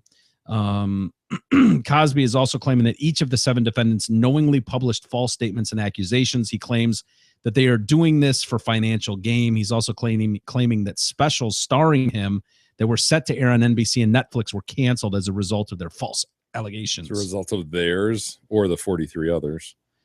Right. Yeah. No, I just don't understand what's in it for him. The prosecution it definitely puts pressure on them. You know, they've now got counts against them. They could be found liable and have to pay him.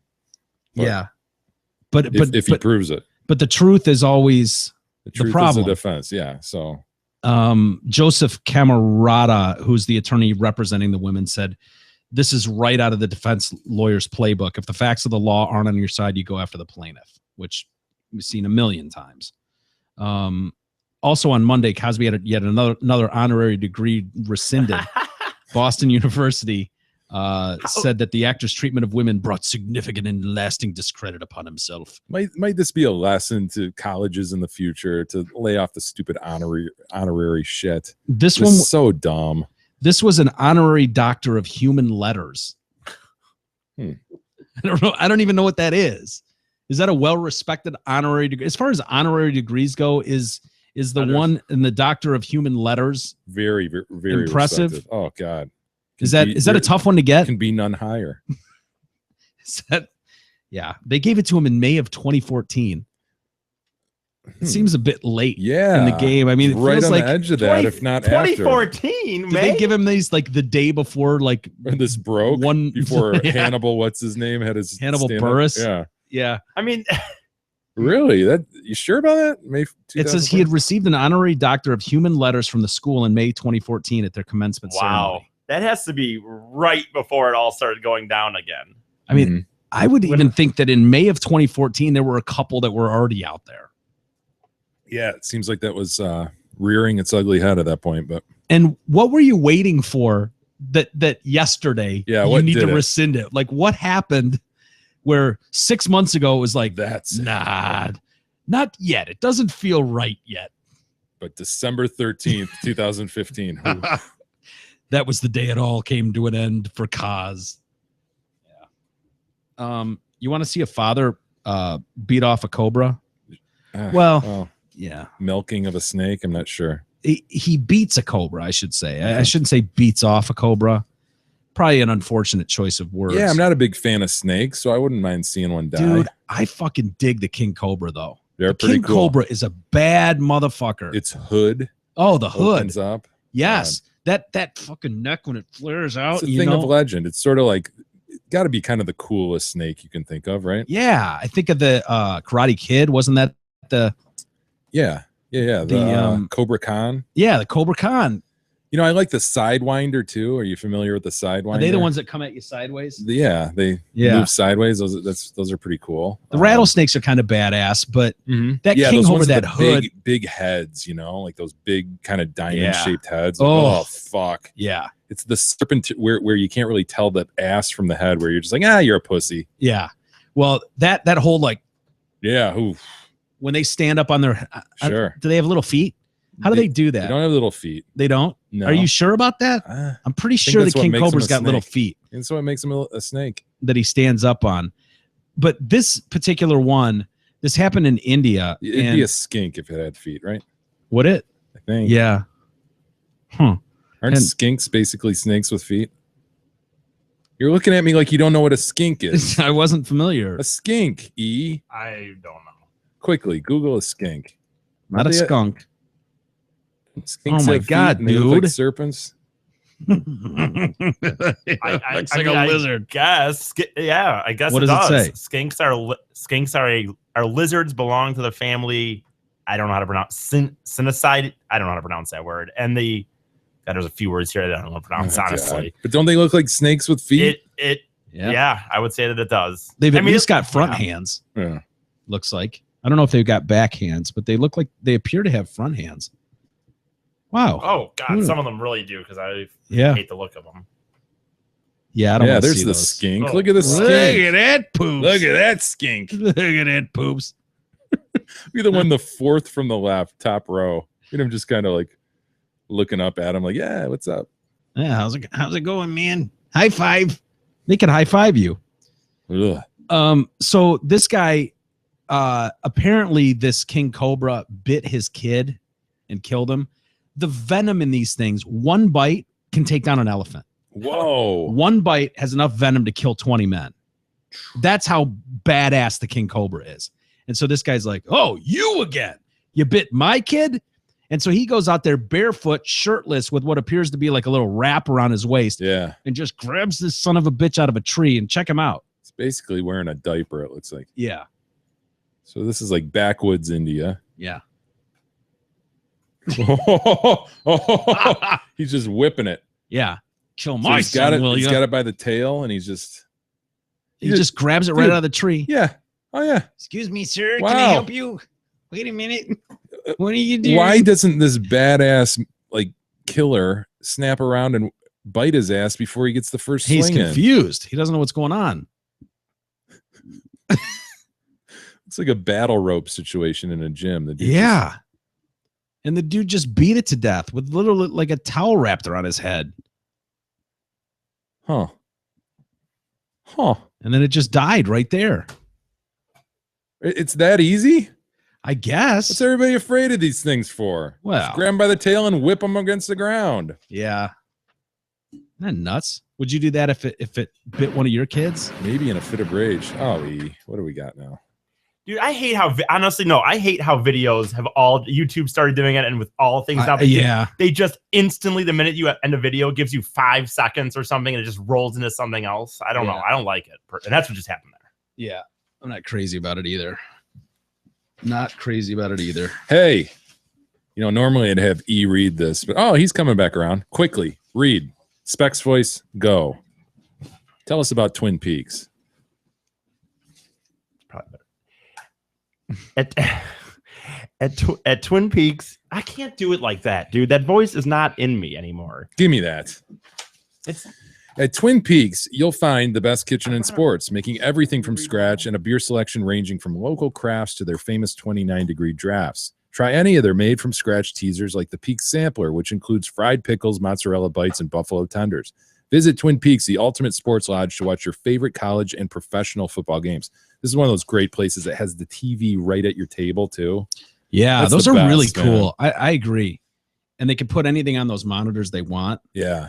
Yeah, that's very cool. I do like that. Yeah, Michael was showing us the innards of the computer system that controls like how many TVs are there. 100. Right. Just dozens upon dozens. And it's like this, this central command. Yeah, central command. And just, wow, it looked very complicated to me. Yeah, as it did to me. Did you hear about this mom down in Texas? And we've seen these before.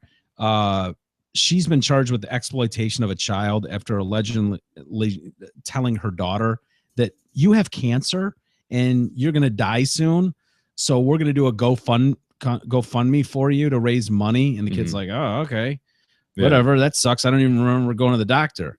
Oh yeah, you didn't go to the doctor. And the mom went as far as like shaving the kid's head. So this isn't a Munchausen by proxy situation. This is just a scam. One of my favorite syndromes, by the way. Well, sure. I mean, as far as syndromes go, I know you're a fan of the Downs, but Munchausen by proxy is very unique. But it's not that. This is just straight up fraud. Yeah. Okay. Yeah, she wanted money. I mean, I suppose it could be something like that.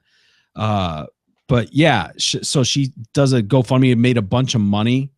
And then someone tipped off, Child Protective Services. The scam was discovered by CPS and reported to the police. She admitted to investigators her daughter was never diagnosed with cancer, and that she had in fact received monetary donations from numerous people. The amount is still unknown. They've taken the kid from her now, and she's in jail currently. Dude, didn't this happen in Michigan maybe 2 years ago? Probably. It's probably happening in all 50 states. Epidemic when these GoFundMes are so easy to set up. And yeah. If you easy can just shave your kid's head. Yeah. God, that's just horrifying to think. That kid, this poor kid. Dude. I mean, yeah, talk about exploitation of a child. That's wow. Yeah, she's showing pictures like of her kid wearing a bandana and with a shaved head with stuff like princess fighting her cancer. Did she shave her eyebrows too? I don't know. You supposed to? I think so. You're trying to fake that? Well, I think you'd at least thin them out pretty good. Yeah. Give it the Charlie Villanueva look. Oh, yeah. Hey, Black Friday's history, but the incredible savings at Zott Ford and Holly is not right now. Lease a new 2016 Ford Fusion SE for $186 per month. Sign and go, zero cash out of pocket. Or at least a new 2016 Ford Escape SE for $198 per month. Sign and go again, zero cash out of pocket. Hurry down to I-75 and exit 98 to take advantage of Zott Ford's holiday bonus cash before it's gone. When you were still in Costa Rica, that first show back, okay, I was talking about what the homeless scene was like in San Francisco, which is one of those liberal areas on the planet. And so it's like, oh, these poor people. But they're everywhere. Like, I've never seen anything like it. Like, you see homeless people on the street begging for money and stuff, but these people were like laying all over the roads and shit. Like, it was crazy. I've never seen anything like it. And apparently they're having this problem in New York too. De Blasio's just let homeless people in New York, Mike? Yeah. Well, this is breaking news. I'm glad we're reporting on it. Well, not just that, but they did a good job for years of like cleaning up the shit that was going on throughout New York and getting crime to all-time lows and getting the homeless problem out of areas where tourists were. Like, they did a real good job of like cleaning all that bullshit out. And then de Blasio took over and it's just a nightmare. And they're saying at LaGuardia, they've got this dramatic increase in homeless people flooding into this airport. I guess it's a 24-hour terminal where you don't have to screen to like get in the building.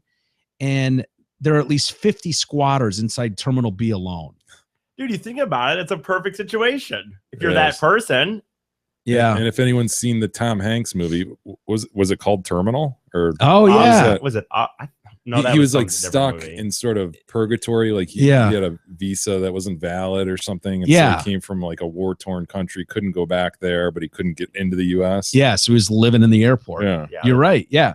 Men and women have been seen sleeping on cardboard on the airport's floors and curling up on chairs overnight, while workers have found these people walking around the airport's bathrooms ass naked, just butt ass naked. They're like, yeah, boy. They said passengers waiting for flights keep their distance from the homeless, who are not kicked out of the airport unless they cause trouble. A Port Authority source said the number in the terminal had definitely increased. It was more noticeable overnight when there were fewer people passing through the airport. Some stay all day. Many have struck up friendships with workers who give them food. They feed them like animals. One female worker said that they've taken over. She works in the food court. She said, you can't even use the bathroom. They take showers. They hang their clothes on the stalls. They're butt naked. They think they're in their house. Oh, my God. A janitor added, she often finds the men and women sleeping on the bathroom floor and just cleans around them because she doesn't want to cause confrontations by disturbing them. Seems very third world, doesn't it? Yeah. I'm sorry. I just will never have respect for homeless that stick in New York City or Detroit. Yeah. Like, dude. Yeah. Save up your money. We've talked about it before. You're wondering why San Francisco is so chock full now. Maybe people are doing what you said. Well, it's a sanctuary state. They're walking west. Yeah. Going to some warm weather. Dude, you would figure that maybe it takes you a year to scrounge up, $800, $1,000 to book a one-way flight to Hawaii. And then just flop on a beach somewhere. Well, I mean, no, when that's a little different from what I think. Dude, that's different than just saying go to Florida. Just save up $800 for a one-way flight to. I'm just saying, yeah, it's tough, right? Well, dude, you're talking about somebody who homeless in paradise. Why not? Yeah, I know, but don't get me wrong, but dude, you're talking about. You say $800. I'm saying you come up with a plan. I mean, get outline. It's how you can make it work. How much you need to panhandle. You put a nice graph together. You structure it out, and then you work towards that goal. Yeah, just divide 800 by 60. Come on, figure out how many handies you have to give out. Yeah, easy. Sorry, you're right. My bad to think that was. I mean, you get your team of guys together, you figure out what it's going to take. What do I need to bring in a day to feed myself and put a little on the side for a rainy day? And then on top of that, you need to save a certain amount so that in a year you can raise enough money so that you can get your ass to Hawaii. Yeah, you're forgetting about the fact that these people, every penny they get goes toward like a pint of Mad Dog, right? Well, you know, I'm not saying it's easy. Nothing in life is worth having is easy, Jay. I mean, you got to work at something. But don't forget the cost of living in Hawaii is it's astronomical. It's absolutely zero on the beach. Well, you're going to have to get your pints of Mad Dog, and it's going to be like 4 times the cost. We'll worry about that when we get there. That's for another day. Let's just get there. Just drinking coconut milk. Yeah. Seems doable, right? Oh, I've definitely considered the why don't you just start walking south thing. No, that 100%. Some good weather. I mean, why stand there in the corner freezing? Yeah. Craziness. There was another story about a guy, and I can't remember where he was. He was in one of the states, but he saw some guys like E's age hanging out on a corner, which drives me nuts when I see some 25-year-old or 30-year-old standing out there with a sign like, oh, I can't, need Seeing help. them more and more, like, man. Dude, I know. They're everywhere. And it's like, dude, Square really? Lake and Woodward. I get it if there's some decrepit old man or woman you see, you feel sorry for him. You go, oh, man, is that some old vet? No, but they're all able-bodied. Yeah. Appearing. And it just looks like they've made the decision that, yeah, I can make like $20 an hour just hanging out here in the corner begging. So I've got no shame. Yeah, no shame. Exactly. But this guy was like, hey, he pulled up to these two guys and he's like, hey, you guys want a job? I can put you to work. And they're like, yeah, fuck that. No, we'd rather just stand out here. And, it's easier just to do this. And so the guy went home and made a sign that said, I offered these two clowns at work and they turned me down. Do not give them money. And just stood behind them with his sign. And these two are just like sitting there with their dumb little sign. And he's standing behind him. And then they moved to another location and he followed him there and stood behind him with a sign. You got an emoji? What do you got outside of Taco Bell? Yeah.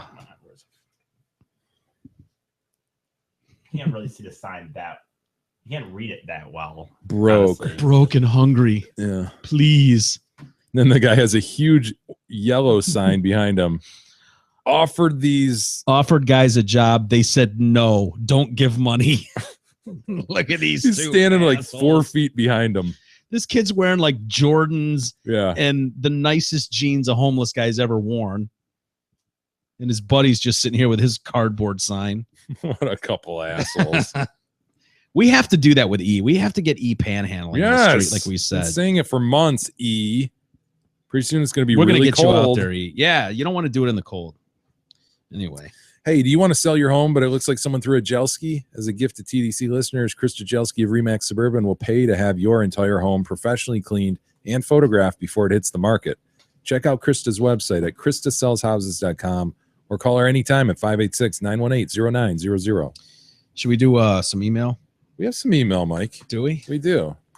It just so happens that email is brought to you by Merck. Our buddy Merck. Got any Merck stories, Mike? He's the one who made you inline skate when you had that epic fall. He's also the one that gave me the only concussion I've ever had. Oh, really? Yeah. How so? Playing football up at Harrison one day. You were probably there. Crush you? And I don't know. It's self-diagnosing. I do a lot of self-diagnosing. So I self-diagnosed myself with a concussion. Yeah. You felt concussed. I felt definitely concussed. I've self-diagnosed with Prader-Willi syndrome, which flares from time to time. I don't have an extreme case of it, obviously, but it flares. And I've self-diagnosed at that time with having a concussion, if that makes sense. What do you do? Clean hit? Dirty hit? It was clean, but not necessary. Yeah, a little I'll say overzealous. that. Yeah, and Merck could do that. He was an athlete for sure. He still is. But I had the ball and was kind of going around the end. Whoa, you had the ball. We're playing tackle football. We What's the problem? Playing Smear the pussy? Queer. We were not playing Smear the Queer. We were playing football. I mean, this guy is such a total pussy. It's stunning. You had the ball. You had the ball. Let me finish. You were probably there. You had the ball. I had the ball and I was going out of bounds. It's one of those where I'm right on the sideline. Why don't you fight for the extra yard? We weren't wearing pads and helmets, and Merck came in on a beeline, son of a bitch, right? And I'm stepping out of bounds. I mean, literally, it would be called probably a late hit in today's NFL. He comes in with a shoulder to my gut and picks me up and buries me. I mean, this guy is such a total pussy. It's stunning. So he tackled you, textbook tackle. Technically, but it was unnecessary. And I went back with the full weight of Merck on top of me. Boom, just planted me into the ground. Well, let me ask you this. You're carrying the ball. Merck's playing defense, correct? Yeah. Is not the object of your favorite sport to I was defense, going out of bounds. I might have the guy even with the ball. I might even have had a foot out of bounds. God. I might have even had. So I'm saying, you asked how I got concussed. This is how. Okay. He slammed my head in a violent way, slammed me down on the ground, and then drove his full weight into me. Bang, my head hits the ground. And for 3 days afterwards, I walked around just like. Yes, I think you were concussed. The only sound in my head was. How old were you? What'd you say? For like 3 days. What's going on over there? Huh? I was just like, just a blink behind where I should have been. To this day, man. Yeah. It's not been the same. No, it was the only time that I can say like, yeah, I think I know what it feels like. You just be like, yeah, I was just kind of glassy eyed. And it was Merck that did that. Yeah. So both times that I've like had vicious wipeouts, Merck's been at the forefront of it. He's the one that put me on inline skates to play floor hockey. We've got to find that video. No, we don't. Oh, He's dude, got it. I know. He has the video of me VHS, baby. trying desperately to keep my balance as I just lose it. And then ass over apple cart, bam, right on the back. Were you wearing helmets even? Doubt it. Yeah. We might have been because we were at an actual place, so they might have made us. Yeah. I don't know. We were inside somewhere. That's all I remember. I don't want to see it. It's one of those when the wheel gets away from you and the whole thing just goes wobbly. And it's like, whoa, you gave like 4 extra kicks at it. Oh, no. Trying to hold it. Well, Merck has something to say. Whether you're starting a family or planning to retire, looking to fund your children's education, or the purchase of a vacation home, seeking to address healthcare needs, or transfer the family business to the next generation, you need a wealth plan. Mark Leibovitz at LPL Financial will work with you to create this roadmap to your future, adapting to changing circumstances over time, helping you pursue and protect your goals. Call today and tell them you're a friend of the show for a no-cost, no-obligation consultation, 248-626-2000, and ask for Mark. Securities and advisory services offered through LPL Financial, a registered investment advisor. Member FINRA SIPC. Well said, FINRA. Feather Joe writes in, over the last week, you guys talked about farts, and in particular, women busting ass. I'm married to a beaner. Never heard a peep. Never heard a peep come out of her ass. Go figure. On occasion, I'll Dutch oven the shit out of her. Yeah. And still to this day, she's yet to seek retribution. She's a good woman. Yeah. She's a good woman. There's a lot of good women out there. Beth has taken quite a beating. Yeah. Just she's found herself in some Dutch unfortunate, oven. yeah, Dutch oven. some unfortunate things. That's a great concept. The amount of times I hear, I heard that from wherever she is in the house. I heard that. Next, the book just sucks ass. I agree with you, Joe. And it doubly sucks ass because there's no good way to deactivate it, especially if you're married. Irresponsible speculation being the culprit. And while you guys do a masterful job of thriving in said speculation, it blows when you're the one being speculated upon. Basically, the first thing friends and family think when they see someone leave the book is infidelity. Then the spouse remaining on Facebook has to deal with people looking for fire when there's no smoke. So it is much easier to occasionally check in, but ultimately ignore the book. Twitter is better anyway. As always, great show. My wife has done her part using the Amazon link, and I have done mine by purchasing from the TDC store and setting up a reoccurring donation. Good day, sir. I said good day. Well, thank you, Feather Joe. Yeah, thank you very much, Feather Joe. Done your part, sir. Yeah, there's a lot of people. My brother was freaked out by the book. My brother got on the book for like a day and was like, all of a sudden he got all these requests from like people just out of hadn't seen in 20 years and was like, no, I can't do it. Because I talked him into like, dude, you can at least follow what we're doing on the show when we post dumb videos or something, like just keep an eye on things you want. And it just freaked him out. It freaked him out when he was like, dude, I all of a sudden I had 30 friend requests from people I haven't seen literally since 20 years. I was like, maybe a little bit of a reason he hasn't spoken to him in 20 years, maybe. Right. Curtis writes in, piggybacking on the Amazon link issue, Tard Recluse and former senior partner, he provides a link from Amazon showing $125,000 diamond earrings, by the way. Wow. So if you could all just maybe look into purchasing those. Or chip in together as a team. Chip in together. A unit. Yeah. That'd be cool. Well, if they were going to. Amazon. If they were going to chip in to buy $100,000 earrings, why wouldn't they just chip in $100,000? Like when we had a Kickstarter donation, they could have all Well, because then they don't get the earrings. Okay. That they could each wear for a day a year. Okay. Duh. It again, well, it just tells us. There is very little Amazon doesn't have. It's an amazing company. There has never been a company quite like Amazon. Amazon. Joe writes in, I'm curious as to what Jay would order for lunch at Twin Peaks. I'll tell you what Jay ordered from Twin Peaks. It doesn't seem like the type of place that would offer the trendy hipster modern man type garbage that Jay eats. They offer salads, though. Jay got himself a nice hefty salad. I got a cup of the venison chili, and I got a chef's salad. Delicious, by the way. Oh, I know. Yeah. I mean, most I watched you eat your men, 2,000 calorie burger. I wish I had that drop machine. I'd play. What a total fucking pussy this guy is. You don't have it though. Yeah, it's unfortunate. A lot of people would like to hear that. Drop delicious salad. Oh, it looked like it, but it was still a salad. Just a salad. Who goes to Twin Peaks and has a salad? I have salads all over the place. Oh, I know you do, and I don't care. No, don't you dare. E, will you go over there and play that drop, please? You can. Fine, I'll put it on my cell phone. Okay, here I am. I mean, this guy is such a total pussy. It's stunning. It's stunning. It's stunning. John writes in, thanks for speaking of my Buffalo Bills team. Lots of heartache back in the day. Nice of you guys to recognize how great they were. Appreciate that. They were great, man. Those are really, really, really good teams. Yeah. Thurman Thomas, Jim Kelly. Bruce Smith. Who was the, damn it, I'm trying to think of the receiver. Andre Reed. Yes, Andre James Reed. Lofton. Yes. Yeah, they were great teams. Cornelius Bennett. Cornelius Bennett was on that team. Kelso with the big double helmet. Yes. God. Don Beebe. John Beebe. Holy shit. Yeah. Kelso with the Spaceballs helmet. Yeah. The safety, right? Yep. Yeah. That did you ever watch that? End up watching that 30 for 30? I'm partially through it. I would say the thing fucking great, man. The thing that really good would stick to me the most about with sports like that is like there's something about reaching the like quote unquote mountaintop, but you lose. And then having to get yourself back up and get psyched up and do it again. And then to do it two more, like it would take a lot out of you to keep losing that game and then keep having the drive to try to push back to it. And if I'm not mistaken, that was pretty much the same team 4 times in a row. Oh, yeah. The main core for sure. The same coach, Marv Levy, right? Yep. It was not like they redid this team and, oh, wow, they're back again.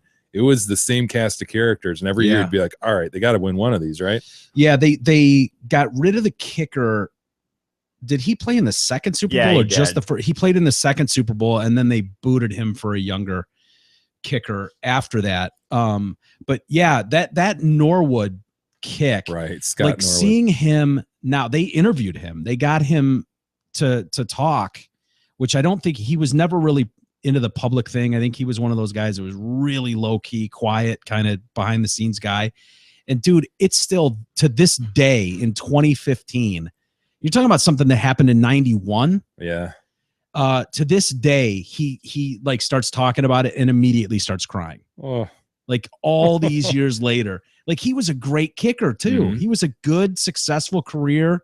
And even thinking back to it and talking about it, absolutely bust that dude up. He feels like he let the whole city down, the team down, and he got tremendous support from the city. He still gets tremendous support from the city. Well, it was obviously, and that especially kind of highlighted, but what really seemed to make it is that how he kind of just owned up to it. He sat there and answered those questions. They talk about how he answered every question at the press conference after the game. It's the only way to handle those things, man. Right. How long was the attempt again?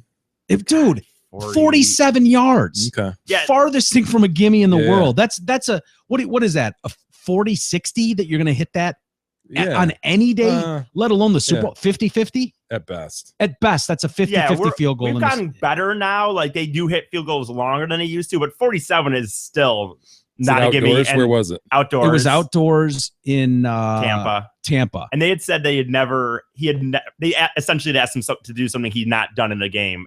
Like that was his longest one outside like that. On real grass. Right. Yeah, because they played at what was the field in Buffalo? Sure. Yeah. But it was AstroTurf. So he had never, or just didn't have much, not that that's a good excuse. I mean, he's a pro kicker, so he should be able to hit something like that. But yeah, that was, if that was a 32-yarder, you're like, you just got to go, dude, you're a pro. That's an automatic. You got to hit that. But 47 yards. Yeah. Yeah. God, those were good teams. I remember Thurman Thomas just eating shit up. Those little swing passes they do. Yep. I remember Thurman was all bent out of shape, though, because, like, Barry was his understudy at Oklahoma State. Yeah. Right? Yep. And he started getting more press than Thurman, and Thurman lashed out a couple times, kind of saying he was better. But remember when he lost his helmet, too? They talk about that during that. It might have been the second Super Bowl against Washington. It was definitely against Washington. That's who they played in the second one. Or one of those Super Bowls, though, he lost his helmet. I totally remember that, where he missed the first few plays of the game, and it turned out that Harry Connick Jr.'s he had his team going out there to do like the national anthem. They had this whole thing. It was either the halftime and he came out for the second half or the start of the game. I can't remember what it was, but the guys on his entourage or part of his team were like, we need more room. And they just like picked up Thurman's helmet and moved it. And so Thurman's getting ready to go in. They've got their package ready. He's like, where's my helmet? Shit. And it turns out that Harry Connick Jr.'s team removed his helmet. Yeah. Connick. So he missed like the first 3 plays. They're like freaking out on the sideline. They showed the play too. A couple of those plays. And it was Kenneth Davis or whoever went in to replace him, and he like ran the wrong way, like went left when he was supposed to go right, and they slow the play down and they show the quarterback like go right to hand the ball off, and Jim Kelly not there, and he's not there, so he just takes it himself for a 1-yard gain or something. But they show this hole that opens up and they're like, dude, gone. He's gone. Wow. Thurman Thomas hits that hole and he's fucking gone. Connick ruined the Super Bowl. Yes, possibly ruined the Super Bowl for him. Yeah, it's crazy. Yeah. Yeah, so John continues, when I first moved here over 20 years ago, I used to get all sorts of shit for it. Like in the 30 for 30, people are starting to see how great those teams were. I know the NFC was pretty dominant back then, but as the documentary said, the Bills only lost 2 of the 16 games to the NFC in that span that they went to those 4 Super Bowls. It's a great documentary. Those teams instilled in me to never give up. Never. Oh, boy. Thanks. Good day, sir. I said good day. Yeah, that Frank Reich comeback in that Oilers game. I remember watching that game when it was happened. Amazing. Yeah, I forgot about that. Frank Reich, former Lion after that, right? Yeah. And if you remember, he had the longest comeback in college history, too. Who was he with? Was it not SMU? Look it up. You'll find it. Don't worry. Frank Reich College. I can't remember where he went, but apparently Marv Levy at halftime went, Frank, you led the greatest comeback in college sports history. You're gonna do it in the pros now. And then he's just like, okay. Maryland. Okay, Maryland. And that was the Warren Moon led Houston Oilers. You said he was, former Lion, and I remember the Lion. Wasn't Frank? Didn't he also had that one against the Rams? He had like the 4th and 35. Wasn't that him that threw that? Probably. There's that. I don't know if you guys obviously. He kind of looked like a goat, didn't he? His eyes were a little too close together. I always thought that about Frank Reich. Really? Yeah. No. I never noticed it. You're probably right though. Amy writes in, "Hey guys, winky face." Premature winky face. She writes in about Daniel Holtzclaw, the cop that was just convicted in Oklahoma City for raping 18 counts of rape, 16 counts of rape, and I think he was convicted on a couple assaults or something like that. Yeah. But nevertheless, it wasn't good. Several rapes of citizenry. I think they put him in jail for 260 years or something. Ooh. Yeah. Daniel and I were going to be old when he gets out. Daniel and I were in the same year at Eastern, and I knew him pretty well. Eastern's a smaller school as it is, And when you talk about kids who actually live on campus, that population gets even smaller. You often run into the same people at parties, etc. Daniel was on the football team and I was on the dance team. So we kind of ran in the same circle. I can't tell you how friggin' weird it is to see someone you saw so often on the front page of CNN.com for committing such horrific crimes. Yeah. I've been following the whole case pretty closely, and I'm still amazed at the support I see, especially on Facebook for him. Several of my very close friends are vocally supportive of him. Still, one of them flew down to go to the trial and tell his side of the story, that he was in the locker room with the Claw every day for 3 years, and this is not the Claw's personality. They called him the Claw. The Claw, yeah. If you're named Holtzclaw, I get it. You're going to end up being the Claw. Yeah. No way he could have done it. I say that bullshit to that. So he didn't talk about raping low-income black women in the locker room. Shocking. He was always a creep, but mainly because he thought he was hot shit because he was a, quote, standout player on a horrible friggin' football team. It doesn't surprise me that he's still a creep thinking he is hot shit in a uniform, when in reality he looks like a mongoloid. Yeah, he kind of does. Throughout the trial, when he was on house arrest, he would always be the first person to like any picture that I would post. Kind of became a joke between some friends of mine and I to see how long it took Daniel to like our pictures. Ooh. I believe he's completely guilty, and he should get all of the 269 years the jury recommended when he's sentenced next month. With that being said, though, it was very strange watching him react to the verdict. Part of me felt bad for him. Like at that moment, you realize your life is over. You are an ex-cop who raped black women. You aren't going to fare too well in prison. Yeah. But then I quickly remembered the heinous shit he did, and I didn't feel bad for him anymore. May he rot for the rest of his life in prison if he doesn't kill himself first. Until next time, Amy. Winky face. Thanks, Amy. That's interesting. Yeah. Hey, we'll save the rest for tomorrow, Mike. Okay, let's do that. Well, thanks everybody for hanging with us on a Tuesday. We'll do it again tomorrow for an all new Wednesday edition. We'll see you then.